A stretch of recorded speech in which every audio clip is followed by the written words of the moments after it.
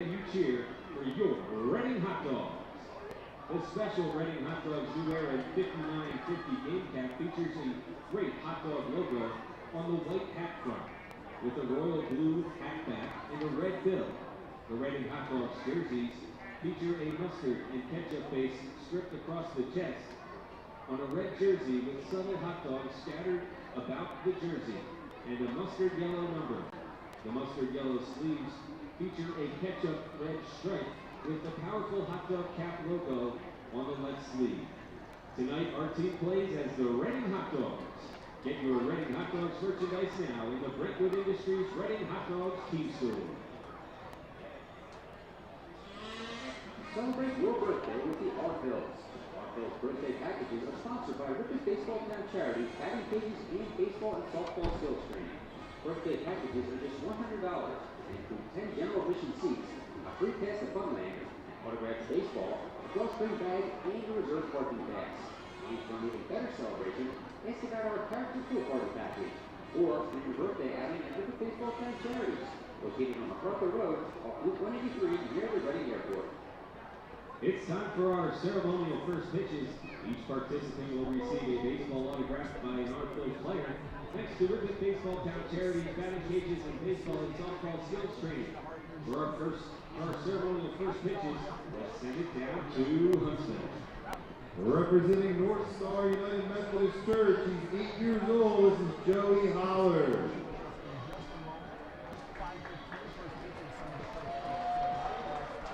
Next, as part of our ROG Orthodontics Kids Club, representing ROG Orthodontics, we have Fightin Tavares.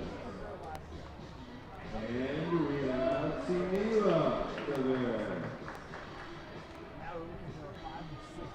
And representing today's sponsor, he makes those delicious hot dogs that we love eating here at the ballpark.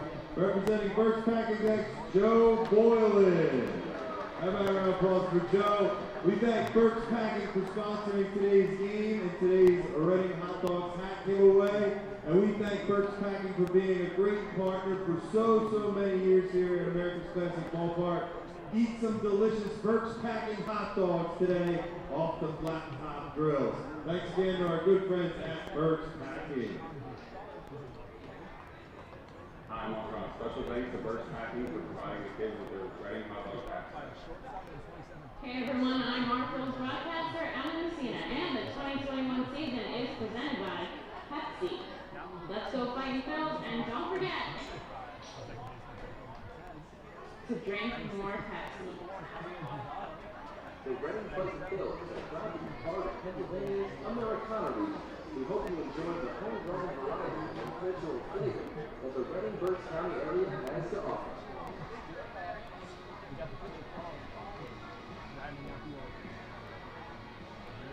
Great stuff happens at America's Classic Ballpark, the heart of Pennsylvania's Americana region. Hi, I am 2021 King of Baseball Town, Greg Ed. Welcome to FirstEnergy Stadium, home of the Hartford since 1967. Enjoy the game and let's play ball. The Hartford is proud to welcome you and your family to Baseball Town and FirstEnergy Stadium, America's classic ballpark. FirstEnergy Stadium is ranked by Baseball America as the #1 classic ballpark in the country. By digitalballparks.com, it's the best ballpark in the minor leagues. By USA Today, it's the third most popular ballpark in America. By Stadium Journey. The Blue Marsh Insurance Foul Porch is an exclusive group experience. Located in our left field corner, groups of 20 to 30 people are treated to 2.5 hours of all-you-can-eat buffet and drinks, in a festive atmosphere with a bird's-eye view for the visiting bullpen. Regular game tickets are $31 per person for groups of 20 or more. Call us today at 610-370-BALL to reserve a spot for your group. When the Red and Fightin' Phils get hungry, we turn to our team feed partners. Special thanks to Wyomissing's Family Restaurant Bakery, PJ Willahan's Pub and Restaurant, Collegeville Italian Bakery Pizzeria Napolitana, Jimmy G's Railroad House, Mimo's Italian Restaurant and Pizzeria, and Klingers on Carsonia for making sure the Fightin' Phils front office is never hungry on game day. Our staff enjoys delicious meals from our team feed partners, but don't take our word for it. Find out for yourself today. The Helping Company is a proud naming rights sponsor for the Hall of Famer Stadium area at FirstEnergy Stadium and a presenting naming sponsor of 5 firework nights this season. The Helping Company is a locally owned family business with over 20 years of experience, offering free roof inspections and storm damage repairs, plus so much more. Give them a call today at 610-234-2210 for your roofing needs, or visit their website 24/7 at thcexteriors.com. The Helping Company, your local roofing specialist.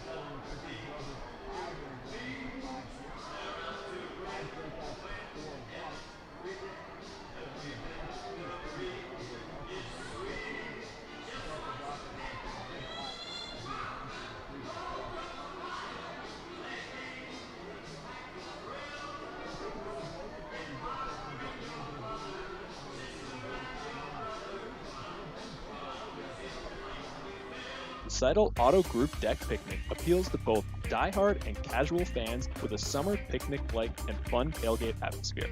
During your picnic, you may even catch a souvenir as the area is situated directly in prime home run territory behind the left field wall. Regular game tickets are $29 per person for groups of 20 or more, and children 4 and under are free. Visit Fightins.com/groups or call 610-370-BALL to reserve your group outing today. Enjoy the ultimate season ticket package with the Riverfront Federal Credit Union VIP Club season membership. Benefits of the VIP Club include a padded seat bottom and back, exclusive entrance which opens 10 minutes early with immediate access to your seats, special tickets with your name and a voucher for a hot dog, soda, and a bag of chips at each game, plus 2 VIP Club pregame cocktail parties each season. What are you waiting for? Join the Riverfront Federal Credit Union Fightin' Phils Season Ticket VIP Club membership today. Be the first to know everything about your Red and Fightin' Phils by signing up for the Baseball Town Insider email newsletter. Once you become a Baseball Town Insider, you will receive breaking news about Fightin's promotions, including giveaways and guest appearances, special events, exclusive offers, and discounts on tickets and merchandise, just for being a Baseball Town Insider. Visit Fightins.com to sign up for this free email newsletter. The Baseball Town Insider. Stay in the loop and become a member today.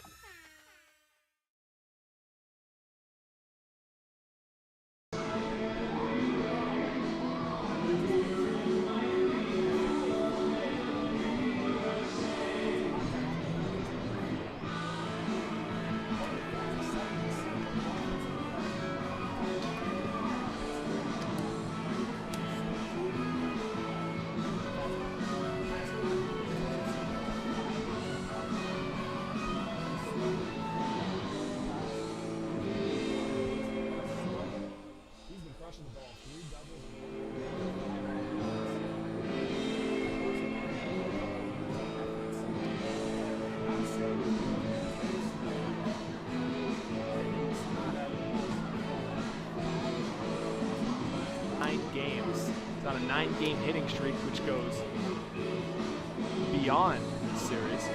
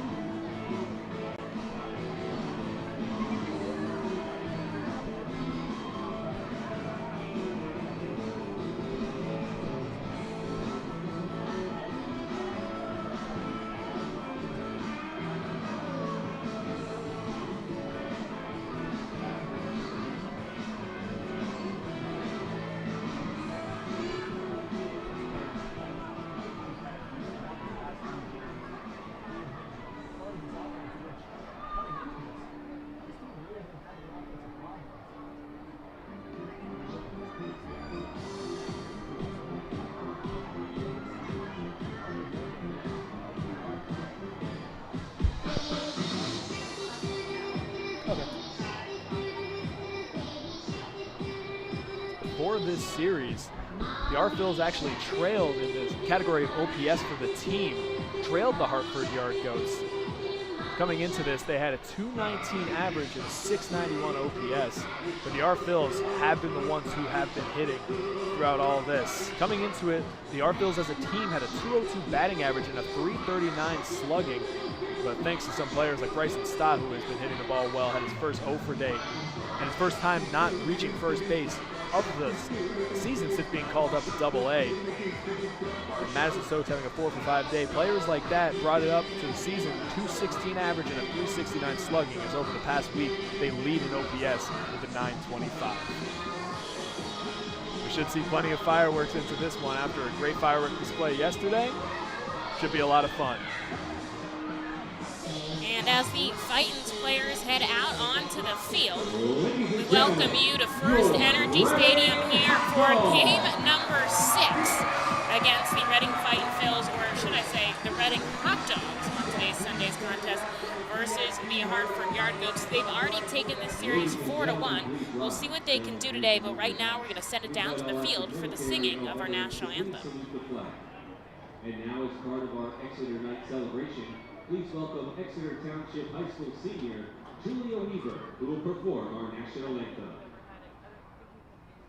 Oh, say, can you see by the dawn's early light what so proudly we hailed at the twilight's last gleaming, whose broad stripes and bright stars through the perilous fight o'er the ramparts we watched were so gallantly streaming, and the rockets echo, the bombs bursting in air, gave proof through the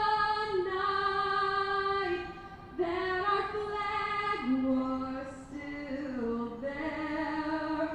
Oh, say does that star-spangled banner yet wave o'er the land and of the free and the home of the brave? Well, a great rendition of the national anthem on the field from a young lady out of Exeter here on our Exeter and Cocalco nights at the ballpark. Amongst other things, the Fightin Phils play as the Reading Hot Dogs, as they do on every Sunday, thanks to Burke's Packing. We kindly ask that you And the scouts they are and out workers there in to their keep your hot dog stadium clean uniforms, so and it's a recycled. red jersey Thanks again to that Giant has Food. silhouettes of hot dogs all Now, up and fans, I down the direct front your back, attention to the first and base of course dugout the area for mustard tonight's yellow football game, brought to sleeves. you by Customers Bank. And they've got the hot dog caps, which was the Please kids' welcome giveaway Tyler. today. They've got blue backs, white fronts, and a red brim with a Great big job, hot dog Thanks emblem again on to the front. Customers Bank.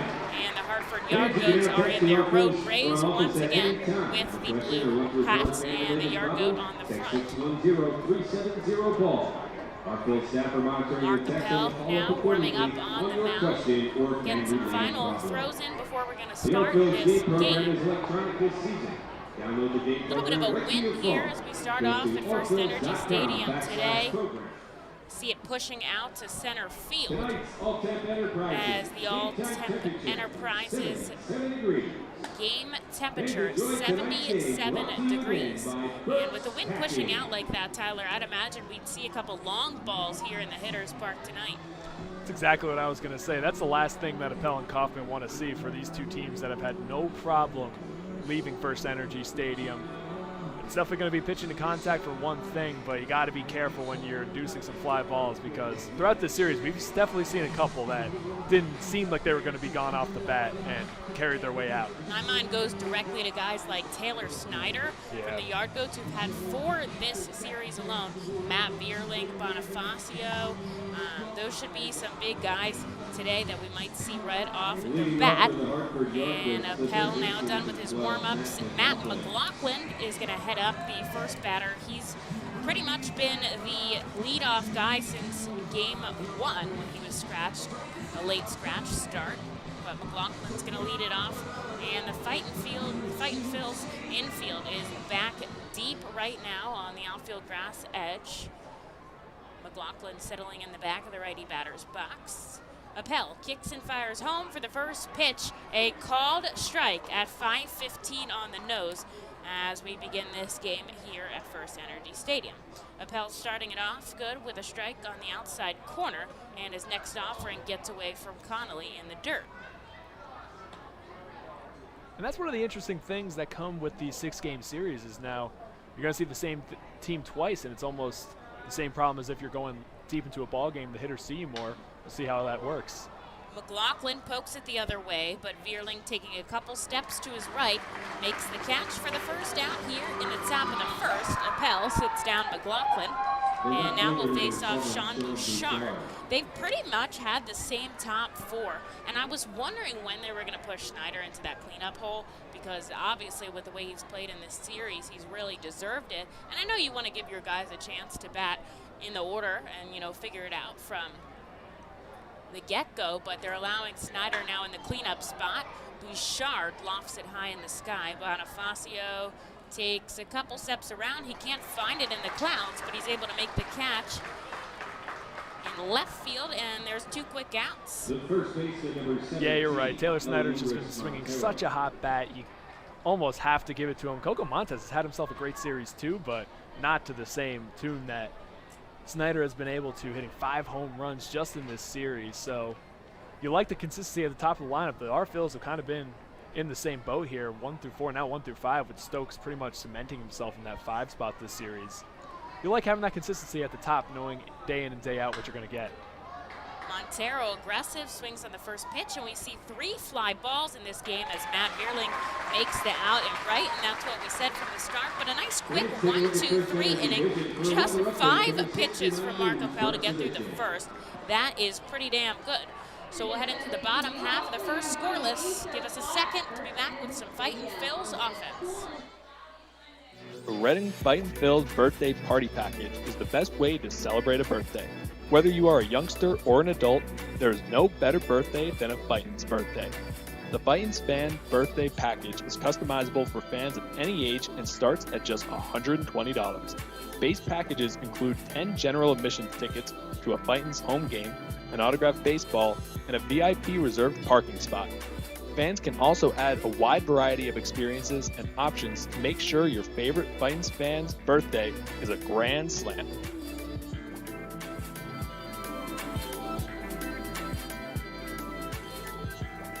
Customers Bank is a proud continued partner of the United Way of Berks County and the Ready, Set, Read initiative. Ready, Set, Read programs focus on improving literacy skills for children from birth through 3rd grade. The Fundamentals of Reading are a community-wide initiative that bring together schools, businesses, organizations, and individuals throughout our area to improve early grade reading success. Customers Bank and the United Way of Berks County are committed to reading success and urge you and your business to support this worthwhile initiative. For more information on Ready, Set, Read and how you can become involved, please visit readysetreadberks.org. And thank you, Customers Bank, for your continued support.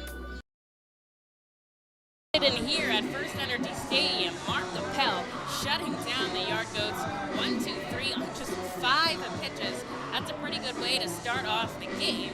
And the Fightins now getting ready to bat. Scoreless here in the bottom of the first. Carl Kaufman coming out on the mound. And as Tyler was telling y'all earlier, he had a little bit of a rocky start in game number 1 when we saw him.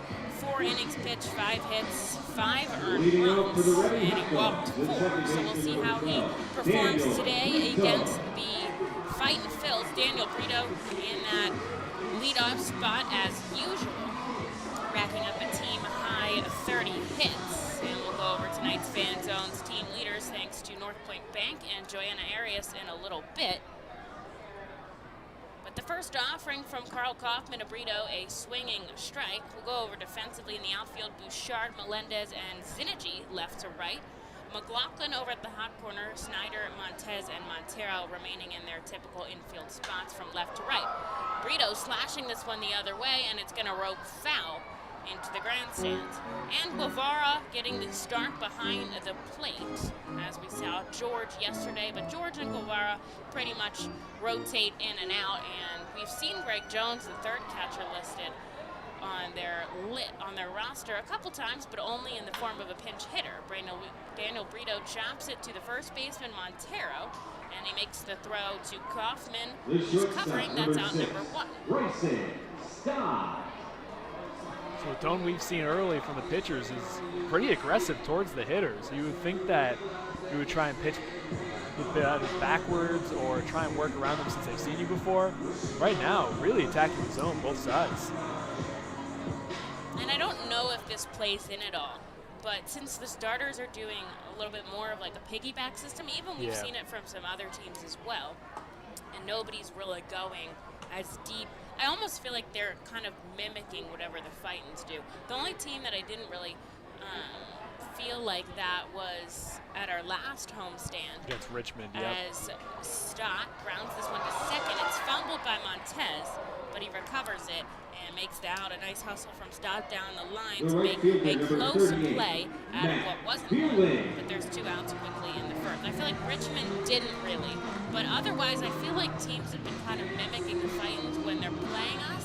And I don't know if it makes a difference that a starter is now only going 4 innings instead of maybe a typical 7, where they're only seeing the lineup maybe twice, maybe 3 times. You know, whereas a starter, you probably see it 4. If you're someone like Aaron Nola that's going deep into the game. Yeah, it all depends what your front office kind of wants to see out of their pitchers. If you're going more of a style of using a lot more arms, different ways how you view first to 3rd time through the orders of your pitchers and how those numbers factor in, that's one thing, but Richmond certainly likes to have them go deep. Bierling gets it in the gap between first and second, and it'll start things off with a base hit. We saw Bierling start things off last night with a home run, and he was pretty excited about that bomb out to center. I was talking to him after the game last night, and he was saying, I asked him, I was like, do you really follow your stats? Like, do you know how good you are on the team? You're like leading in most of the categories. And he's like, not really. I'm really not like a stat checker. I actually like try not to look at the stats because that's not what it's about for me. Like, I go out there and I know, did I have a good game? Did I get on base or did I not? And he looks like he might hustle over to second. He leads the team in stolen bases too with 5. I would not be surprised if he tries to get himself into scoring position here for Jorge Bonifacio. What can he do? I mean, now that's 16 straight games where he has reached base at least once throughout the game. And he kind of gets forgotten about. I mean, we had Bryson Stott come up in the Somerset series. Everyone was talking about him. Daniel Grito was on a heck of a run of his own. Jorge Bonifacio with all the homers. Right there in the middle is Mr. Consistent, who just keeps getting on in a multitude of ways, like you said. The count 2-0 now to Bonifacio, and he'll ground it foul. Outfield obviously back deep to face Bonifacio. 16 team lead RBIs, and he's been here for about half the season so far, so pretty impressive. Be able to jump up to the leadoff spot. And the pitch is way inside, ball 3. Matt Bierling over on first after singling. Takes a couple steps off the first base bag. And Montero's over there holding him on, so once again there's a huge gap between first and second for Bonifacio to go opposite. And there's just 2 outs in the bottom of the first. And the one thing I've seen so far this series from Bonifacio, obviously we knew the pace he had when he first came here to Reading couldn't sustain. He was just hitting every pitch he saw.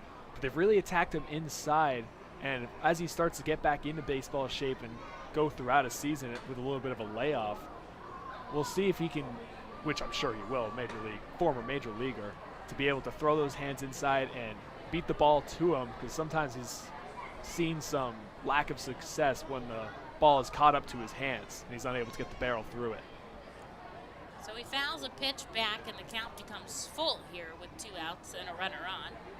Scoreless in the bottom of the first, and he's going to call time as he steps out of the box just for a quick second, and he'll hop back in. Kaufman setting up on the rubber, the payoff pitch. It's sent up high, and it's in an interesting spot. Coming over is the second baseman, Montez, and he'll make the catch on the run in right field. So that is all in the first. The Fightin Strand, a runner on. We're scoreless as we head into the second. Gear up for the Fightin Phils season. Visit the Brentwood Industries Fightin Phils team store at FirstEnergy Stadium, or check out our online store 24 hours a day, 7 days a week at rphils.com/shop. We have a wide variety of Fightin Phils hats, t-shirts, kids apparel, and more. Looking for something new? Check out our latest selection of Los Luchadores de Reading and Reading hot dog gear, plus throwback black R-Trains R-Phils attire. Root for your Fightins in style. Stop by the Brentwood Industries Fightins team store or rphils.com/shop. The Reading Fightin Phils, in conjunction with Savage 61 Fiesta Fridays, are proud to partner with the eXp Realty Group throughout the 2021 season. Visit their convenient website at brgpa.com. The custom search bar makes house hunting online easier than ever, and their talented team of agents is here to answer all your questions. Call them today at 610-926-8610. eXp Realty Group is a proud partner of the Reading Fightin Phils at all 7 Savage 61 Fiesta Friday games during the 2021 season. eXp Realty Group, where every move matters. Savage Auto Groups is a proud sponsor of the Reading Fightin Phils. Our large inventory and wide selection of models, along with competitive pricing, allow us to make great deals on many vehicle makes and models. Visit Savage 61, Kia, and L&B in Berks County for all your automotive needs. To the top of the second with a scoreless first, and Taylor Snyder is up to bat. He's the guy we've been talking about. And I will say that while we said in the first that Montez and Snyder had similar success in regards to the hits, what I think is the difference maker is that Snyder has double the RBIs that Montez has, and that's really the kicker, because yes, it's important to get on base and get a hit, but it's most important to get those hits with runners on. Timeliness is kind of half the game there. Oh yeah, I mean, you look yesterday, he hit the home run to lead off the following inning after they had a runner on with Coco Montez in the 4 spot. That's exactly why the cleanup hitter is called the cleanup hitter. Don't think it would have mattered yesterday as it was all our Phils, but you're right, you might as well put him in the position now when he has proven this month, batting .385 just in the month of June plenty of RBIs to go along with that he can get it done. And now it'll be a strike call to Taylor Snyder as the count moves to 2-1.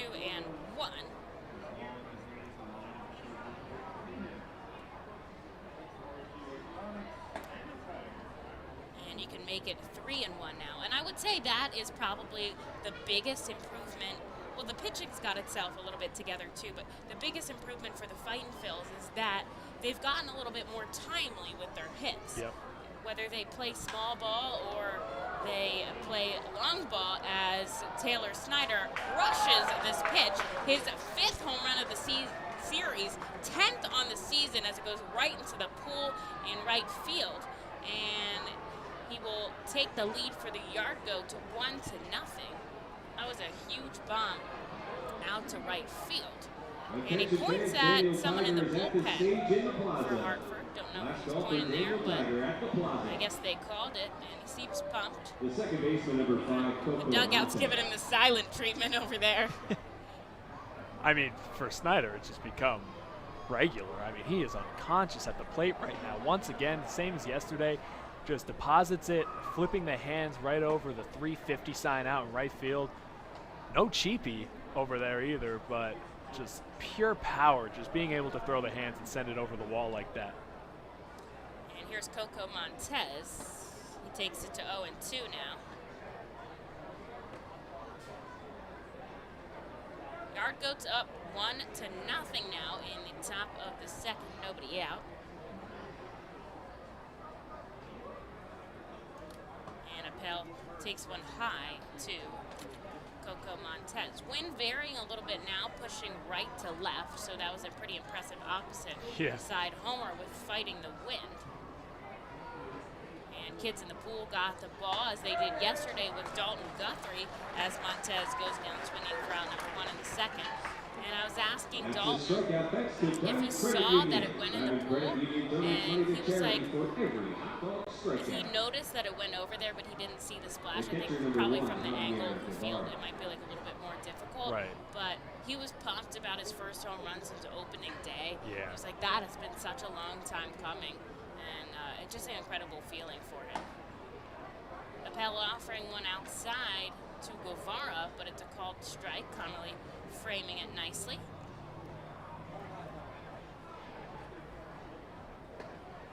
And now we'll take another called strike as he changes it up. 83 mile an hour down from 94. Pretty solid difference there, and it's 0-2.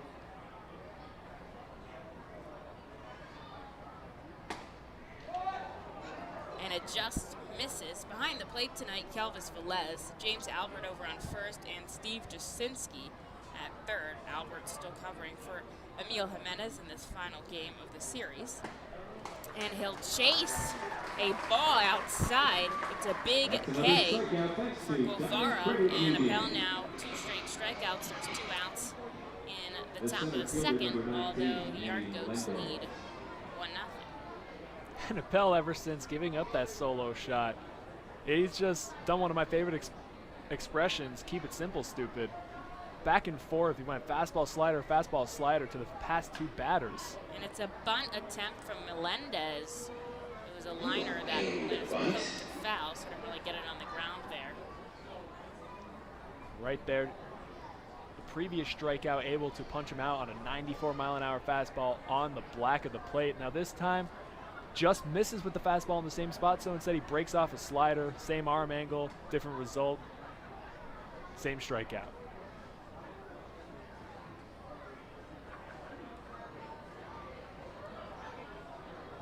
I was just looking up the league leaders for AA, not AA Northeast, but AA, as Melendez pokes one in the gap between first and second, a liner that drops in right field, and it is a single with 2 outs. So this is all of AA baseball across the country. There are 2 players with 11 home runs, one of them from Somerset and one of them from Portland. Interesting that the 2 are from our league. And then there is 6 players that are tied for second with 10 home runs, and Snyder now adds himself to that list in all of AA. Pretty impressive. And a couple of them are from the AA Northeast. A fair ball is sent right up the line. And that was a tough call from Albert as a pop-up was chased by Vierling. And it's going to drop in fair territory over by the bullpen. Melendez making his way all the way over to third. And Zinergy just sends it to the exact right spot. There's 2 on and 2 outs here for Mark Appel. But he'll face off against the pitcher, Carl Kaufman, who's batting 1,000 with 1 hit and a walk. Zinergy hasn't seen a lot of those drop for him so far this season, a 158 average, just 12 hits coming into the season. But he saw some white chalk come up with how close that one was to being fouled. Now they got runners on the corner. And Kaufman sends one back to Appel on the run, and he makes the play, so it's a good thing the team worked on those pitchers fielding the other day. That'll be out number 3 as the Yardgood strand 2 runners. They lead 1-0 as we head into the bottom half. What does it mean to bank locally with Tompkins? It means keeping your money in your community with a team of neighbors to guide you through big decisions and milestones, plus all the convenience of our mobile app where you can manage your account, deposit checks remotely, send money to family and friends, even turn your card off if it gets misplaced, then back on when you find it. Ready to bank locally with the team at Tompkins? Visit Tompkins Vist Bank online or at a branch to get started. Member FDIC, Equal Housing Lender. Copa de la Diversión is an initiative of MILB which creates alternate identities for teams across the country wishing to better reach out to their Latino communities. The new identity represents more than a luchador. Luchar means to fight for, and luchador translates to fighter. But it also signifies a specific type of fighter, a masked wrestler. The mask logo pays tribute to some of the most notable elements of the city of Reading. Embodied in the luchador's masks is Reading's pagoda, surrounded by 23 sun rays representing the Latin American countries and Puerto Rico. Down the bridge of the nose is Reading's fire tower. Home plate serves as a luchador's mouth, with FirstEnergy Stadium's facade creating the upper lip. Below the chin are train tracks, symbolic of the historic Reading Railroad. And along the side are baseball seams, a nod to Baseball Town's rich history. Fans can look forward to the R-Phil's players suiting up in Los Luchadores de Reading caps and jerseys on specific games throughout the season. Vendor in the half-inning break here at FirstEnergy Stadium. Obviously, the Fightin's playing as the Reading Hot Dogs every Sunday. And an awesome job by the hot dog vendor throwing out some hot dogs to the fans. He's got quite an arm on him. And these kids are so pumped. That girl was so excited to catch a hot dog. How could not be? Yeah, great entertainment here at FirstEnergy Stadium. So Madison Stokes going to lead us off here in the bottom of the second. The Fightin's trail by a run. Lots of fans here in the ballpark for this Sunday game. And Stokes sends it to the center fielder Melendez, who's able to make the catch. And that's out number 1. The Hot Dogs, the center fielder, number 7, Archimedes Gamboa. Here's Archimedes Gamboa now. Fans all over in the group areas too. The pool's pretty full over there, and the 67 club packed. And there's people out in the left field and in the pub picnic areas. And the first offering from Kaufman, it's low for a ball. Lots of things to do on this Sunday afternoon game. Of course, the ROG Orthodontics Kids Club is up and running. Daniel Tiger is here on the field. I know coming up we've got Buzz and Woody and some Paw Patrol, so that'll be pretty fun. If you join the ROG Orthodontics Kids Club, you can get a free t-shirt upon signing up. Just go to Fightins.com. And also some other cool stuff. All those great kids activities over in the plaza and in the Geico Funland. Here's Gamboa in the lefty batter's box. And it's 2-2 now with 1 away. Lights have come on at FirstEnergy Stadium. It's tough with the overcast skies. It could be a little bit of a glare issue. We saw Bonifacio almost lose a ball up in the white clouds. It can be tough to differentiate sometimes, so they have them on just in case. But I think the rain's going to hold off for today's contest, which is nice because we've had enough of that this series. I think Tyler and I have pulled the tarp like 10 times. And Gamboa lofts this one high in the sky. It's going to be Melendez on it again. And a couple steps to his left, he makes the catch for out number 2. Just like you said, winning strategy today may be just getting high sky fly balls there because everyone is having trouble seeing them through the overcast. Here's Dalton Guthrie had himself a heck of a night last night, a triple, a couple RBIs, and a home run. He's batting like .538 just in this series alone. I want to say 7 for 13, which is pretty impressive.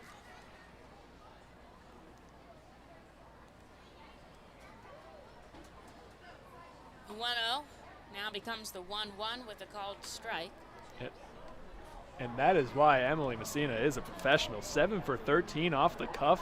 Guessed it perfectly. Batting .538 over the span. A 1-dot slug and giving him a 1.571 OPS as he swings and misses at that one. Impressive job there, Emily. He looks loose down there. He looks excited. And see how it goes.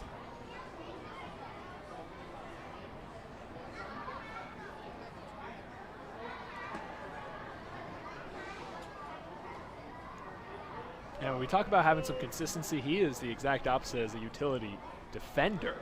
So he's played 7 games at short, 7 at second, 8 at third, 12 in center. He's just always around the ballpark, and he loves it, he says. And talking to him, he especially said that he likes center field. It's been more of a new experience for him, something he hasn't done professionally yet. His first time leaving the infield since being drafted. And he says it's been a fun experience so far, and he's looked good out there. Around this, is it going to get in the gap deep in the hole? It's short, and it's misplayed by Snyder. He thought he had it in his glove. He popped up, and he really thought he had it. And it's a base hit there for Dalton Guthrie as the Fightins get a runner on here with 2 outs in the bottom of the second. Guthrie just on fire in this series. It's clicking. It's all clicking. It is clicking. We were waiting for it with a lot of these players. We've been saying it from the start. This is such a better team than the record may indicate, and now we're starting to see it. And a little bit of the opposite goes for Snyder. He thought for sure that he had that ball, tried doing a little Derek Jeter hop with it, and how could you not when there's a guy who jumped up and he didn't come exactly. up with the ball too. He's a guy that he hasn't made a mistake this whole series, it feels like. He has just been playing perfect baseball, so he might be a little surprised that he didn't have that. And it would have been close either way. Oh, yeah. And that's why With it's not Guthrie's recorded an error, because Yep. it was so deep in the hole at short. And you're right, with Guthrie's above average speed for sure, he probably would have been there in time. And checking his swing is Connolly, who also had himself a day yesterday. Yes. Everyone had a day, so it's a stat little pattern tough. day. Yeah, exactly. But he had a double that scored a run, and he also walked. And he's looked stellar behind the plate. He really doesn't let a lot of balls get past him. And going is Guthrie. He'll slide in, but he's going to be tagged out by Albert. Nope, that's Jasinski over there at second. And Dalton Guthrie caught stealing. So Connolly will be back up in the third. We're going to take a short break as we head into the next half as the Yard Goats lead 1-0. Spend some quality time with the family by taking them out to a ball game every Sunday home game at FirstEnergy Stadium. Sundays are Burke's Packing Sunday Family Fun Days, presented by Classic Harley-Davidson. Get 4 tickets, 4 hot dogs, and 4 sodas for only $50 when purchased in advance. Burke's Packing is a family-owned and operated meat processor located here in Reading, specializing in hot dogs, ham, specialty meats, and more. Join us for Burke's Packing Sunday Family Fun Days at Sunday home games all season long here at FirstEnergy Stadium. The Fightins feature special post-game concerts throughout the entire season with more live music than anywhere else in Berks County. Each post-game concert features $1 off St. Boniface Brewing and live music on the T-Mobile stage. That's post-game concerts thanks to St. Boniface Brewing. From the cleanup position, there's no one better in the field than J.P. Mascaro & Son. Trust the familiar Mascaro Blue Elephant to provide dependable, quality service for your home or business. Make our team your team, whether in a pinch or for the long haul. Like the Reading Fightin' Phils, we're the best in our field. We are hiring and have open positions in Berks County. Check our website for open positions at jpmascaro.com or call 1-888-MASCARO. We head now to the top of the third. Emily hopping off the headsets for just a moment. Duty calls. But we have Mark Appel back out for his third inning of work. His duty, we could say. And he will be going through the top of the order once again. So in theory, this would be his fourth time through the order throughout this series. So we'll see what changes. He's looked great to start, just giving up the one homer. But able to work out of the corner, runners on the corner, I should say. And 2 away. With a little tapper pitcher to pitcher back to himself to bring down Kaufman's 1,000 batting average. So here's McLaughlin. Fastball, first pitch in for a strike, 0-1. McLaughlin's 0 for 1 on the day. He flew out to right field.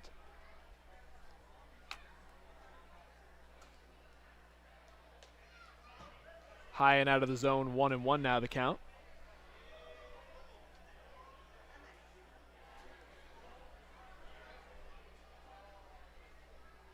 Another great crowd here. Not quite as big of a crowd as we had yesterday. Over 8,000 in attendance as the fastball is low and outside, 2-1. Great crowd on deck, though. See, our Phil's playing some great baseball. Can't say it enough. We knew that this team had it in them, and they're finally able to start putting some wins together. And McLaughlin now works a 3-1 count with no away. Average now down to 230. 2 homers, 7 RBIs on the season. Chops this one over to Stott at short. Throw across the diamond in time, 1 away.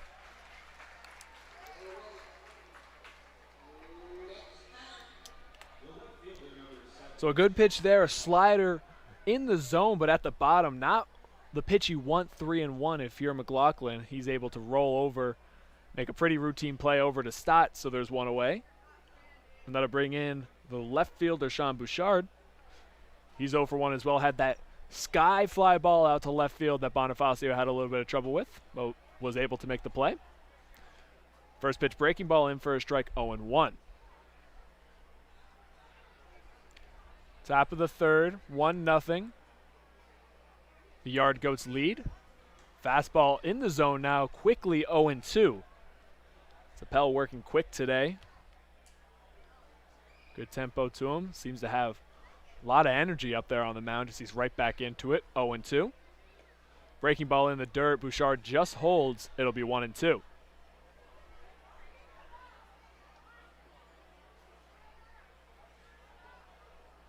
One 3-0 to 0 2-0. Line scores for the Yard Goats and the Hot Dogs. Strike 3 on the outside corner. The breaking ball just clips it, and Bouchard wants an explanation. And that'll be strikeout number 3 on the day for Appel, and there are 2 away.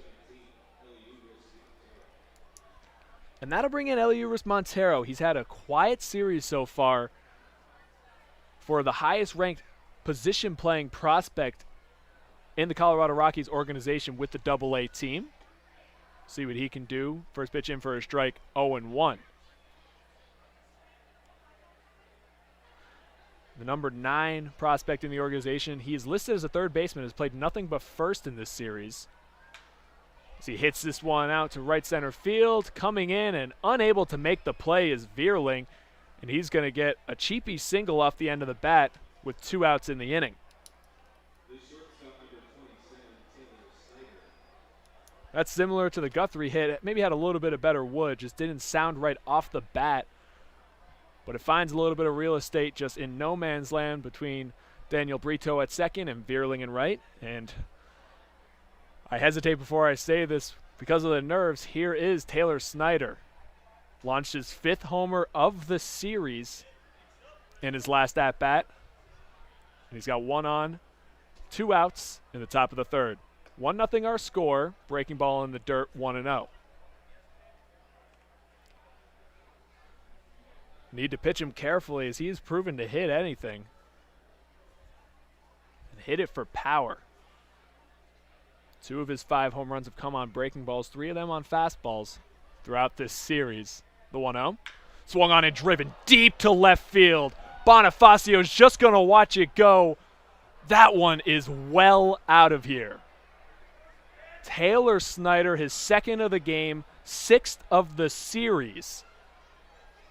And just like that, it is 3-0 Yard Goats in the top of the 3rd.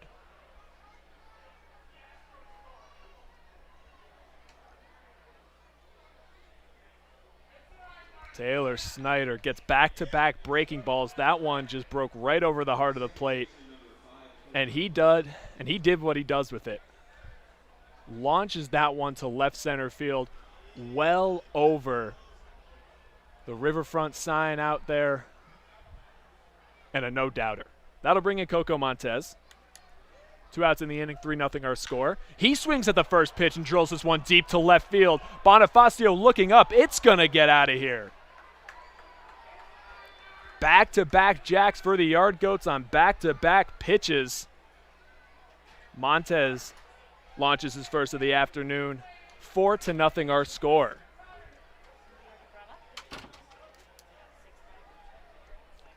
Pell just trying to work out of this inning now. Just needs 1 more. With 2 outs, it becomes a 4-0 ball game on a couple of great swings from Hartford. That'll bring in Javier Guevara. First pitch breaking ball in for a strike, 0-1.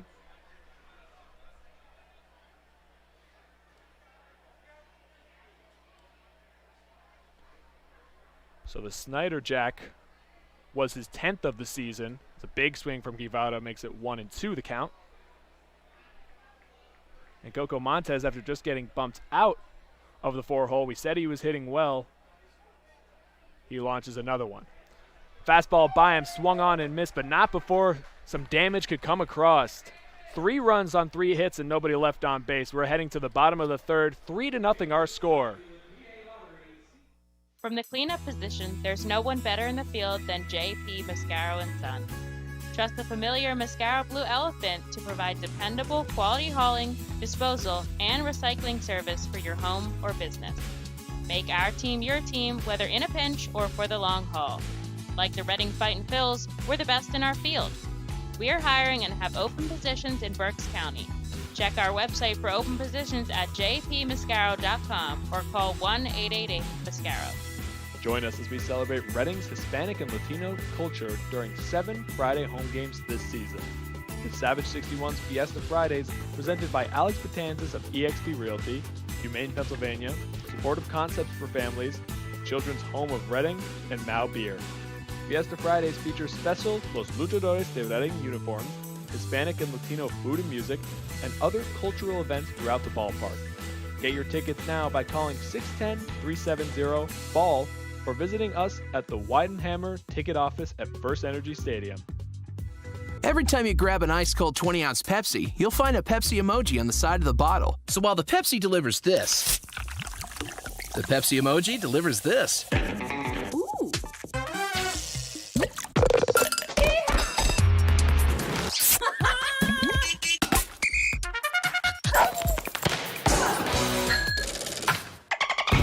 So go ahead, crack open a Pepsi and tell the world how you feel and what you love with Pepsi emojis. Say it with Pepsi. Welcome you back for the bottom of the 3rd inning.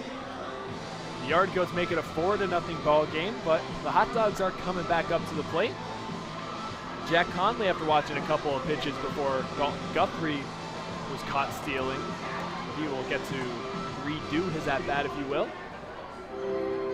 Conley, Appel, then top of the order with Brito. They're going to try and start chipping back at this lead.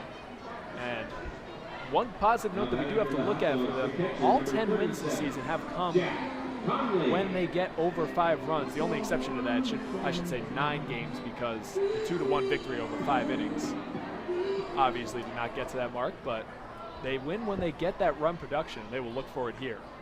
First pitch to Conley in the dirt, 1-0. And obviously still in this game, it's way early, and we saw them put up a 6 spot in the inning the other night, so for sure not out of it yet. Strike 1-1 now to count. And yeah, you're right. I mean, they put up 6 runs in the first 3 innings yesterday, so it's obviously not out of range, but better to get it started earlier rather than later. Third pitch is in for a ball, 2-1 now to count. Conley batting .250 since coming up to Reading with 2 doubles, 2 RBIs. Watches that one in the dirt, 3-1 now to count. Kaufman still on the mound for his 3rd inning of work. He's been sharp so far, just giving up the 2 singles. Connolly going to be the starting catcher from this point forward. And of course there'll be some other substitutions in and out. Chop just foul. And he's going to be the go-to guy behind the plate. We'll look to see if he can keep up the offensive production that Nick Patera and Colby Fitch were able to throughout so much of this season. Yeah, and it's different in the series without the DH, because otherwise you would have one of those guys bat again. Strike 3 called on Conley. He started walking down to first. He will get punched out. The first strikeout of the day for Kaufman. There's 1 away. He looked upset when he was walking back to the dugout, just kind of glaring at the umpire. But he handles it well, and he heads back into the dugout. You don't always agree with the calls. That's part of the game. Although in some leagues they're doing the robo strike zone, so maybe it's not always part of the game. But for now, we'll see. Oh, there will still be people disagreeing with that strike zone too. Don't worry. Can't please them all. Marcapella is going to dig in now. Takes the first pitch for a ball, 1-0.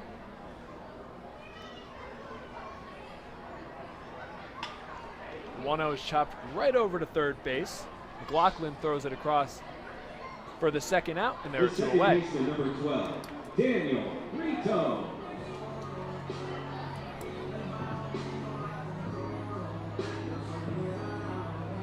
That'll bring in Daniel Brito.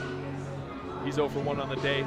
Chopped one over to first base in his first at-bat.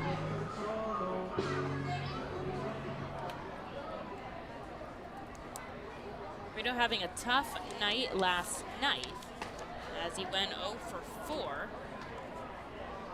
After the game, he said it was a rough day for him, but he's looking to get back into it today, and always another game around the corner to make it happen.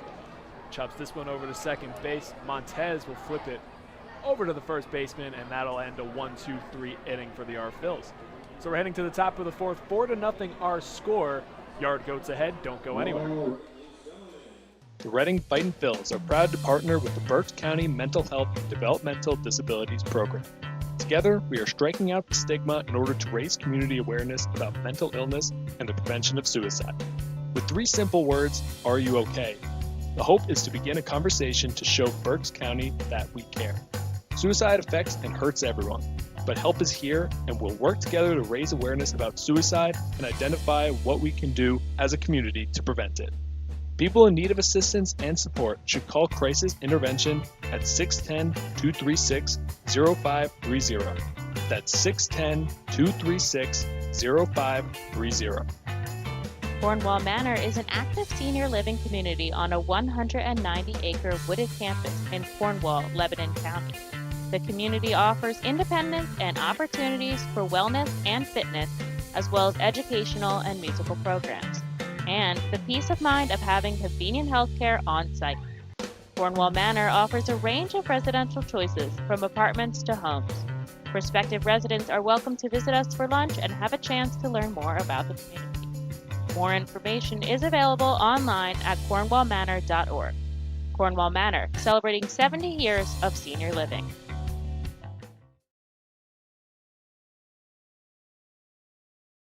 to the fourth. Mark Appel back on the mound and back on the play-by-play is Emily Messina. Take it away. Thanks, Tyler.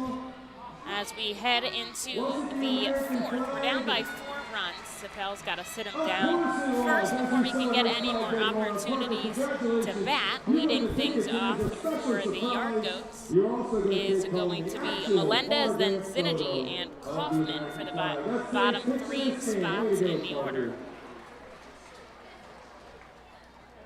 And 3 home runs given up by Appel today in this start. The last home run he allowed was in game 1 of this series on June 8th, but hasn't honestly given up too many home runs. I think those were his first 2. And then the 3 today. And Tyler and I, we called it at the start of the game. We knew all the balls were going out today, and hopefully we can see some on the Fightin's end. That can make all the world of a difference. You know, you jack one over with somebody on, and suddenly you've cut the lead in half. Even a solo shot at this point, 4-0, is obviously been obtainable for either side throughout this series, as they have proven. Melendez fouls off the pitch, and it's a 1-1 count. Appel kicks and fires home, and this one right to Daniel Brito, who catches a line drive in front of second base, and that'll be out number 1. I want to take this time to thank one of our great sponsors, Cornwall Manor. Cornwall Manor is an active senior living non-for-profit community in scenic Cornwall, Pennsylvania, outside of Lebanon. Cornwall Manor is a unique and charming community nestled in 190 acres of wooden campus with many walking trails, including the Lebanon County Rail Trail. Here's Todd Zinergy. Had a single in his first at-bat. And Zinergy had the day off yesterday. Came into pinch hit, but had a ground out. And he'll swing and a miss, so makes the count 1-1. Kind of like the 4th outfielder on their roster. See him play when other guys get the day off. Yeah, I mean, this is a team that has plenty of depth, and all of them have really been able to hit so far, as they have 7 players on the roster coming into this game with a batting average above 200, which is nothing to scoff at. And he's listed on the roster as an infielder, but with Jimmy Heron hitting the IL earlier today, he transitions out.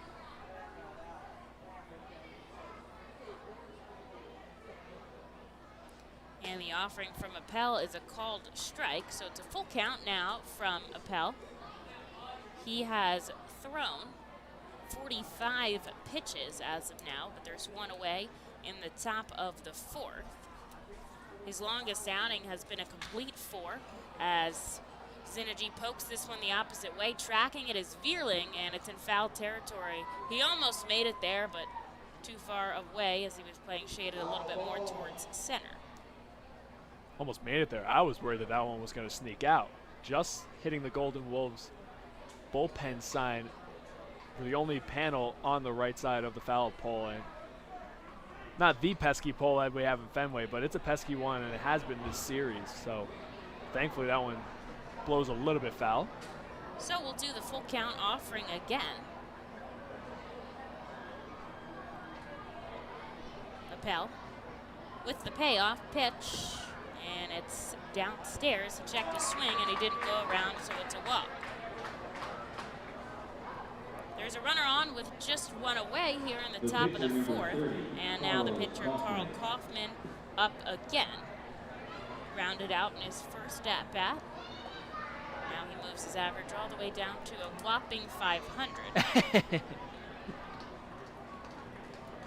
Stokes holding him on first. And here the pitch to Kaufman now is upstairs. One crazy thing that I've seen is that's the first walk that either side's seen today after yesterday where we only had 2 combined walks for the game. Just not modern baseball. I love it, don't get me wrong, but it's very interesting. These past couple of days, the hitters have been aggressive, the pitchers have been aggressive, and it's made for a fun product on the field. Zinergy taking a couple steps off of first. Appel going home, Kaufman showing signs of bunt. guess he pulled back enough not to swing because it's 3 balls and no strikes. It's obviously not the count you want to get the pitcher to be at in the number 9 spot. He puts down a bunt, Appel, grounder. They're going to second, and they get the lead runner. And that was something we were talking about yesterday that Sean Williams had them practicing. Now, I think the idea is hopefully to go for 2, but it was such a slow rolling ground ball back to the mound. Appel made the right call there to get the lead runner and leave it at that. And I'm surprised he even went to it. That was a bang-bang play. Brito had to, instead of being in an athletic position to try and get his quick hands going and send it over to first, he just became a first baseman, stretched out for it. A heads-up play by Appel, and a nice play at that, too.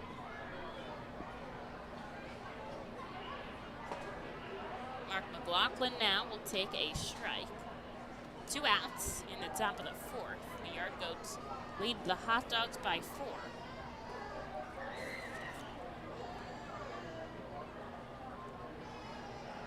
Titans have not won a game in the Hot Dog uniforms as of yet.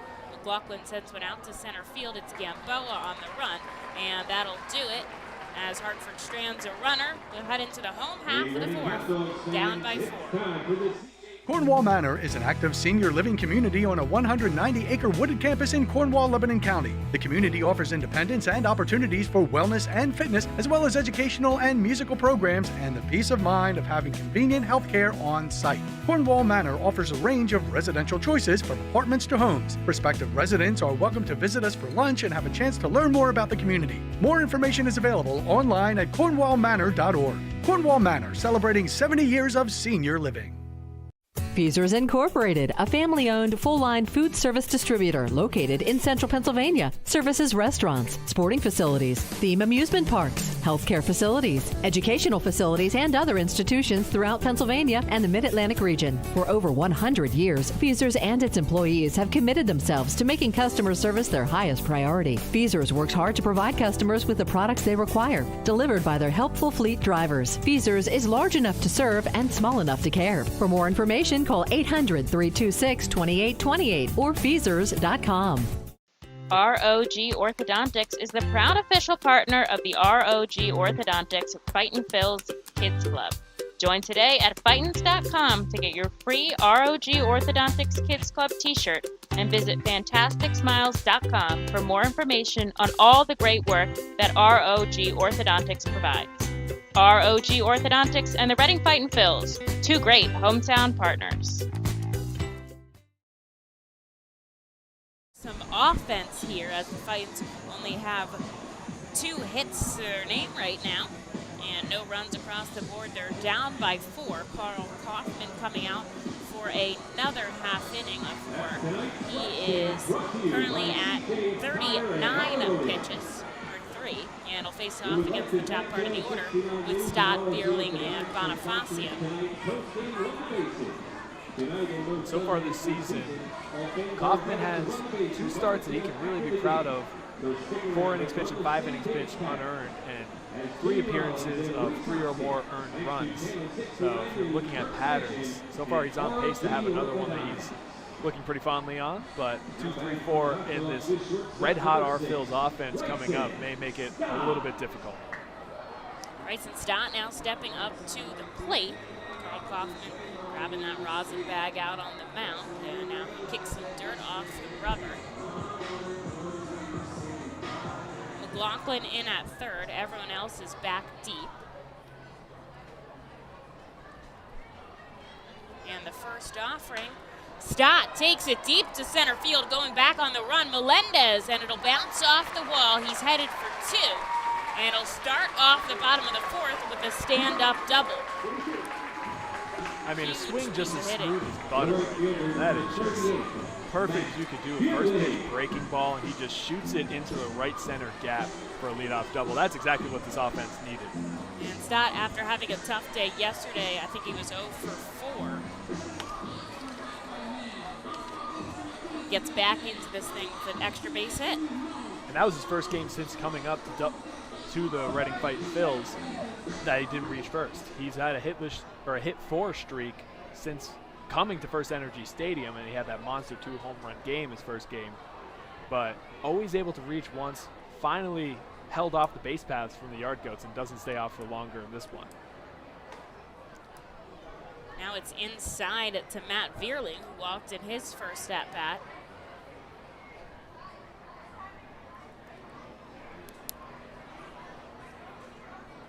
Stott with a sizable lead off of second, but Montez is covering. They're trying to fake him out, but he's got his eyes on Kaufman. Kaufman coming home to Vierling, and it's a called strike. We talk about the home run production that we're looking to see out of this team today. When they beat Kaufman in the first game of this series, they didn't hit one off of him. So it could also just be piecing together extra base hits or getting the job done with how Vierling did in his first at-bat, shooting it up the 3-4 hole on the right side of the infield. Yeah, yesterday we saw 9 extra base hits from the Fightins, which is pretty impressive. We saw 2 triples, and there had only been 3 triples the entire season so far, so 2 in one game, pretty impressive. And then the day before that, when the Fightins won in 5, they were working a small ball game. Exactly. They had a couple singles that they pieced together, some runs, and you know, it works both ways. Whatever you got going for you is what you should ride with. A versatile offense is a dangerous offense, and that's what the Phils have had pretty much this entire homestand. And Vierling chops one foul into the Hartford dugout. 2-2, the count now with nobody out, and a runner on second. Bonifacio waiting in the on-deck circle to try to take his hacks, and the crowd here is getting excited, making some noise as the Fightins looking to produce with the runner in scoring position and nobody out.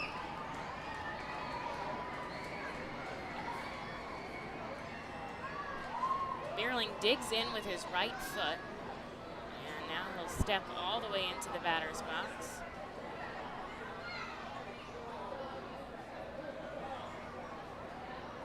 Stott taking a lead off second. Kaufman looking back. Now he'll go home.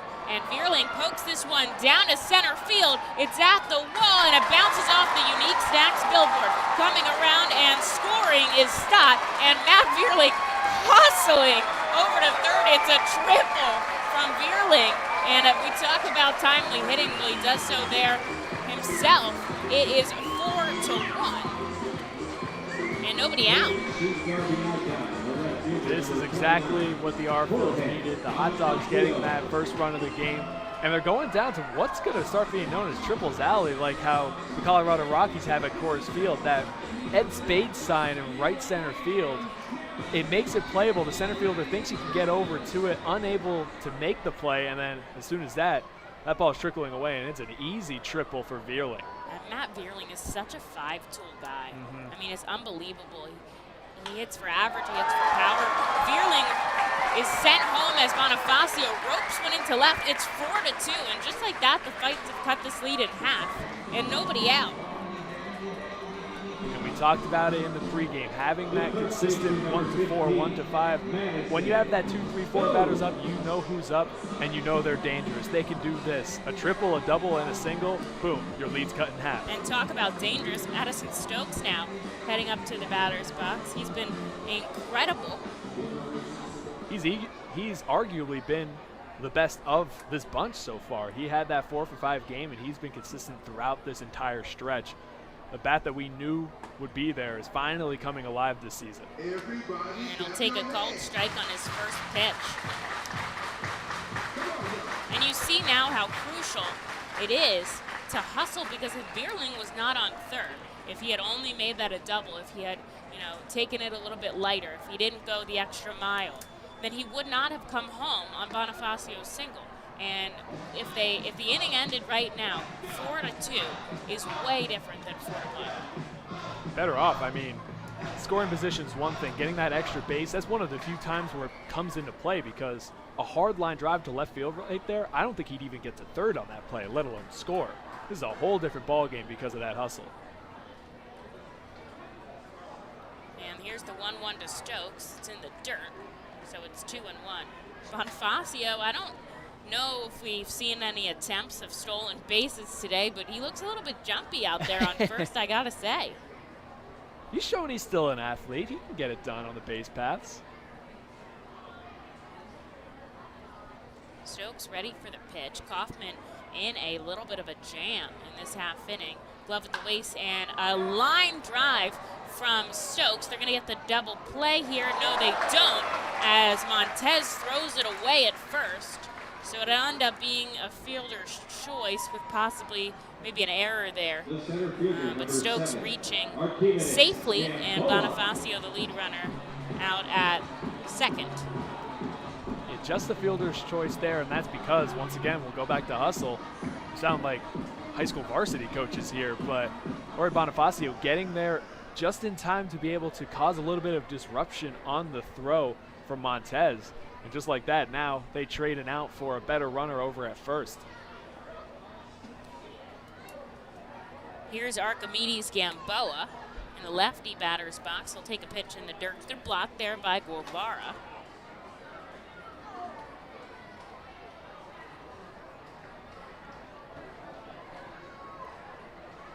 This has been the problem. Both having walks and hits for innings pitch or whip for short over 2, which means they're giving up at least 2 base runners an inning on average. And this is what happens when you have traffic on the base paths. It's extremely difficult, especially against a good offense, the hottest offense of this week with a 932 team OPS. It's exactly what happens. It's tough to work out of consecutive jams like that, even if they do keep it in the ballpark. And Gamboa pops it up, going back Montez. And he's going to make the catch Synergy instead in shallow right field, and that'll be out number 2. Here's Dalton Guthrie, who's been nothing but hot in this series. And we'll see what Guthrie can do now with 2 outs and a runner on first. Guthrie found that triples alley as well, and he had a fun triple, hustling in a head-first slide into third, just adding to his day where he just finds himself right place, right time sometimes, and he worked himself into a great at-bat there.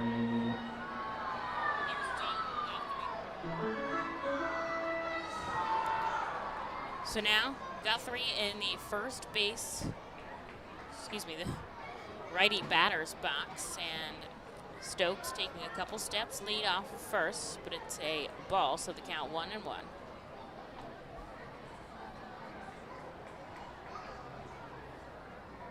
Guthrie's hot streak now brings him up to a 300 batting average just this month. And like we could say for a lot of guys, it's what we've been waiting for, a long layoff. Now they are cooking as the temperature starts to rise in this exciting summer we have ahead of us. 4-2 here in the bottom of the 4th. The Fightin's adding 2.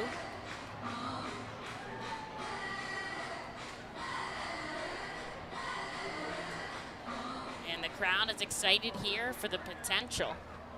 Guthrie over at first.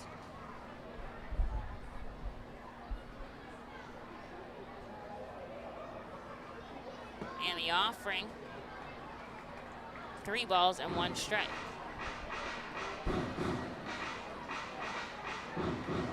Big gap up the middle here for Dalton. If he can send it through, Stokes would round second, potentially. This is arguably a better point that I would want Guthrie in as opposed to some of the heavier hitters. Somebody that has no problem just doing his job and sending it just to advance the runners and pass the torch. Would be a good spot for him.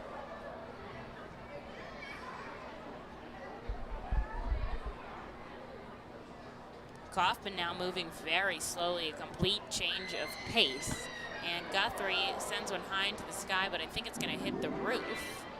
And that'll be a full count now to Dalton Guthrie.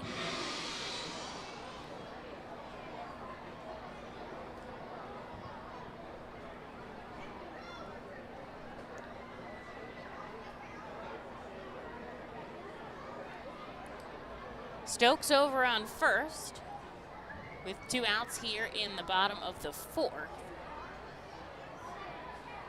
And Kaufman looking back at the runner. We'll see if he comes home. The payoff pitch, Stokes going, Guthrie chops it foul. And so Madison has to head back to first. that's going right back to the same point I was making. Guthrie knows how to work it at bat, making him throw another pitch here, pitch number 7 coming up. And especially because you've been able to see him swing the stick like you have over these past couple of games. You would rather give him a free pass to first instead of give him something to hit. And the offering again by Kaufman. He lines it up to left. It's going down into the corner.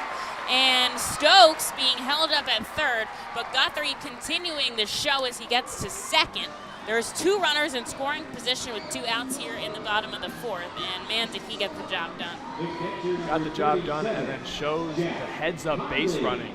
Hard turn around first base. Took about 4 or 5 strides past the bag. Watches the throw, kind of doesn't pay any attention to him. Instead, it goes to the cutoff, which is directly in front of third. So he takes that extra 90 feet, and same thing right there. Now, instead of having runners on the corners, second and third, 2 away. Now he's a tying run in scoring position. And we're going to see a mound visit now as they're going out to talk to Kaufman. And Sean Williams having to have a chat with Tyler Henson now. He's going to use this opportunity to head into the dugout and talk to the hitting coach, Henny.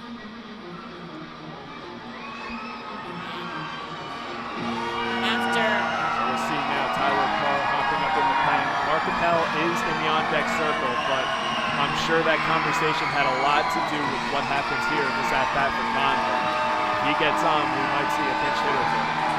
I would probably think that's pretty accurate, Tyler, especially with Appel going.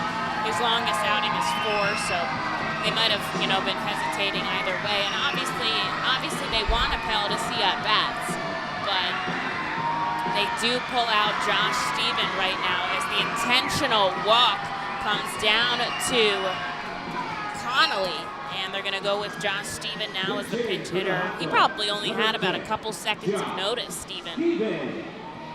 Yeah, that's why anyone who's a good pinch hitter is such a crucial part of the game to have someone on your bench that can do that. It's a completely different mindset to go from off day to swinging for possibly a huge moment in this game. Bases loaded, 2-run game, crowd is in it. Stevens been used a lot in this situation, and he has a favorable righty-lefty matchup. We will see. This is huge, and this is some of the gamesmanship that we see in National League Baseball. I love to see it. The chess match between the managers forcing the hand of Williams. We'll see if it pays off here. Bases are loaded with 2 outs here in the bottom of the 4th. The Fightins trying to take back the lead over the Yard Goats. They're down by 2 runs. And Josh Stephen has been fighting hard, but just not been able to produce as of late. He sent a couple fly balls deep, but they're looking for liners out of him, and he just hasn't been able to get it all the way together. So we'll see what he does here as the count moves to 1-2. And that conversation between Williams and Henson could have a lot to do with the splits for this pitcher, Carl Kaufman. 218 average against right-handed batters, 364 against lefties. Man, that's a huge gap right there. And obviously, like you were saying, a lot of this becomes strategy in these moments, and that's why having an experienced and adjusted manager such as Williams, who is able to think on his feet and make those kind of moves that are best for the team, pays off. And Stephen takes a pitch inside. 2 balls, 2 strikes with 2 outs, and the bases loaded here, full of hot dogs. In the bottom of the 4th, it's 4-2, Hartford leading. And this is a crucial moment for the Fightin' Phils not to leave runners on. And the offering from Kaufman, it is a called strike. And the count on the board was not correct. And I didn't think he had 2 strikes to his name. Yeah, I thought that came quick too. But that's okay. It's better that we were wrong. I'm happy to be wrong because he didn't strike out. 3 balls, 1 strike, the appropriate count. And he will chop one up to first base. It is bobbled by Montero, but he's able to make the play, and he'll get out of the 4th, only giving up 2 runs, and the Fightins will leave the bases loaded As we head into the 5th, it's 4-2 Hartford, and we'll see a pitching change when we get back. The Fightin' Phils know who to call for trash and recycling services. A proven winner, JP Mascaro & Sons. The industry leader for over 50 years. Trust the familiar Mascaro Blue Elephant to provide dependable, quality service for your home or business. That's JP Mascaro & Sons, one of the top companies in its industry. Trash and recycling services for home, business, and industry. We are hiring and have open positions in Berks County. Check our website for open positions at jpmascaro.com or call 1-888-MASCARO. JP Mascaro & Sons, ready to serve you.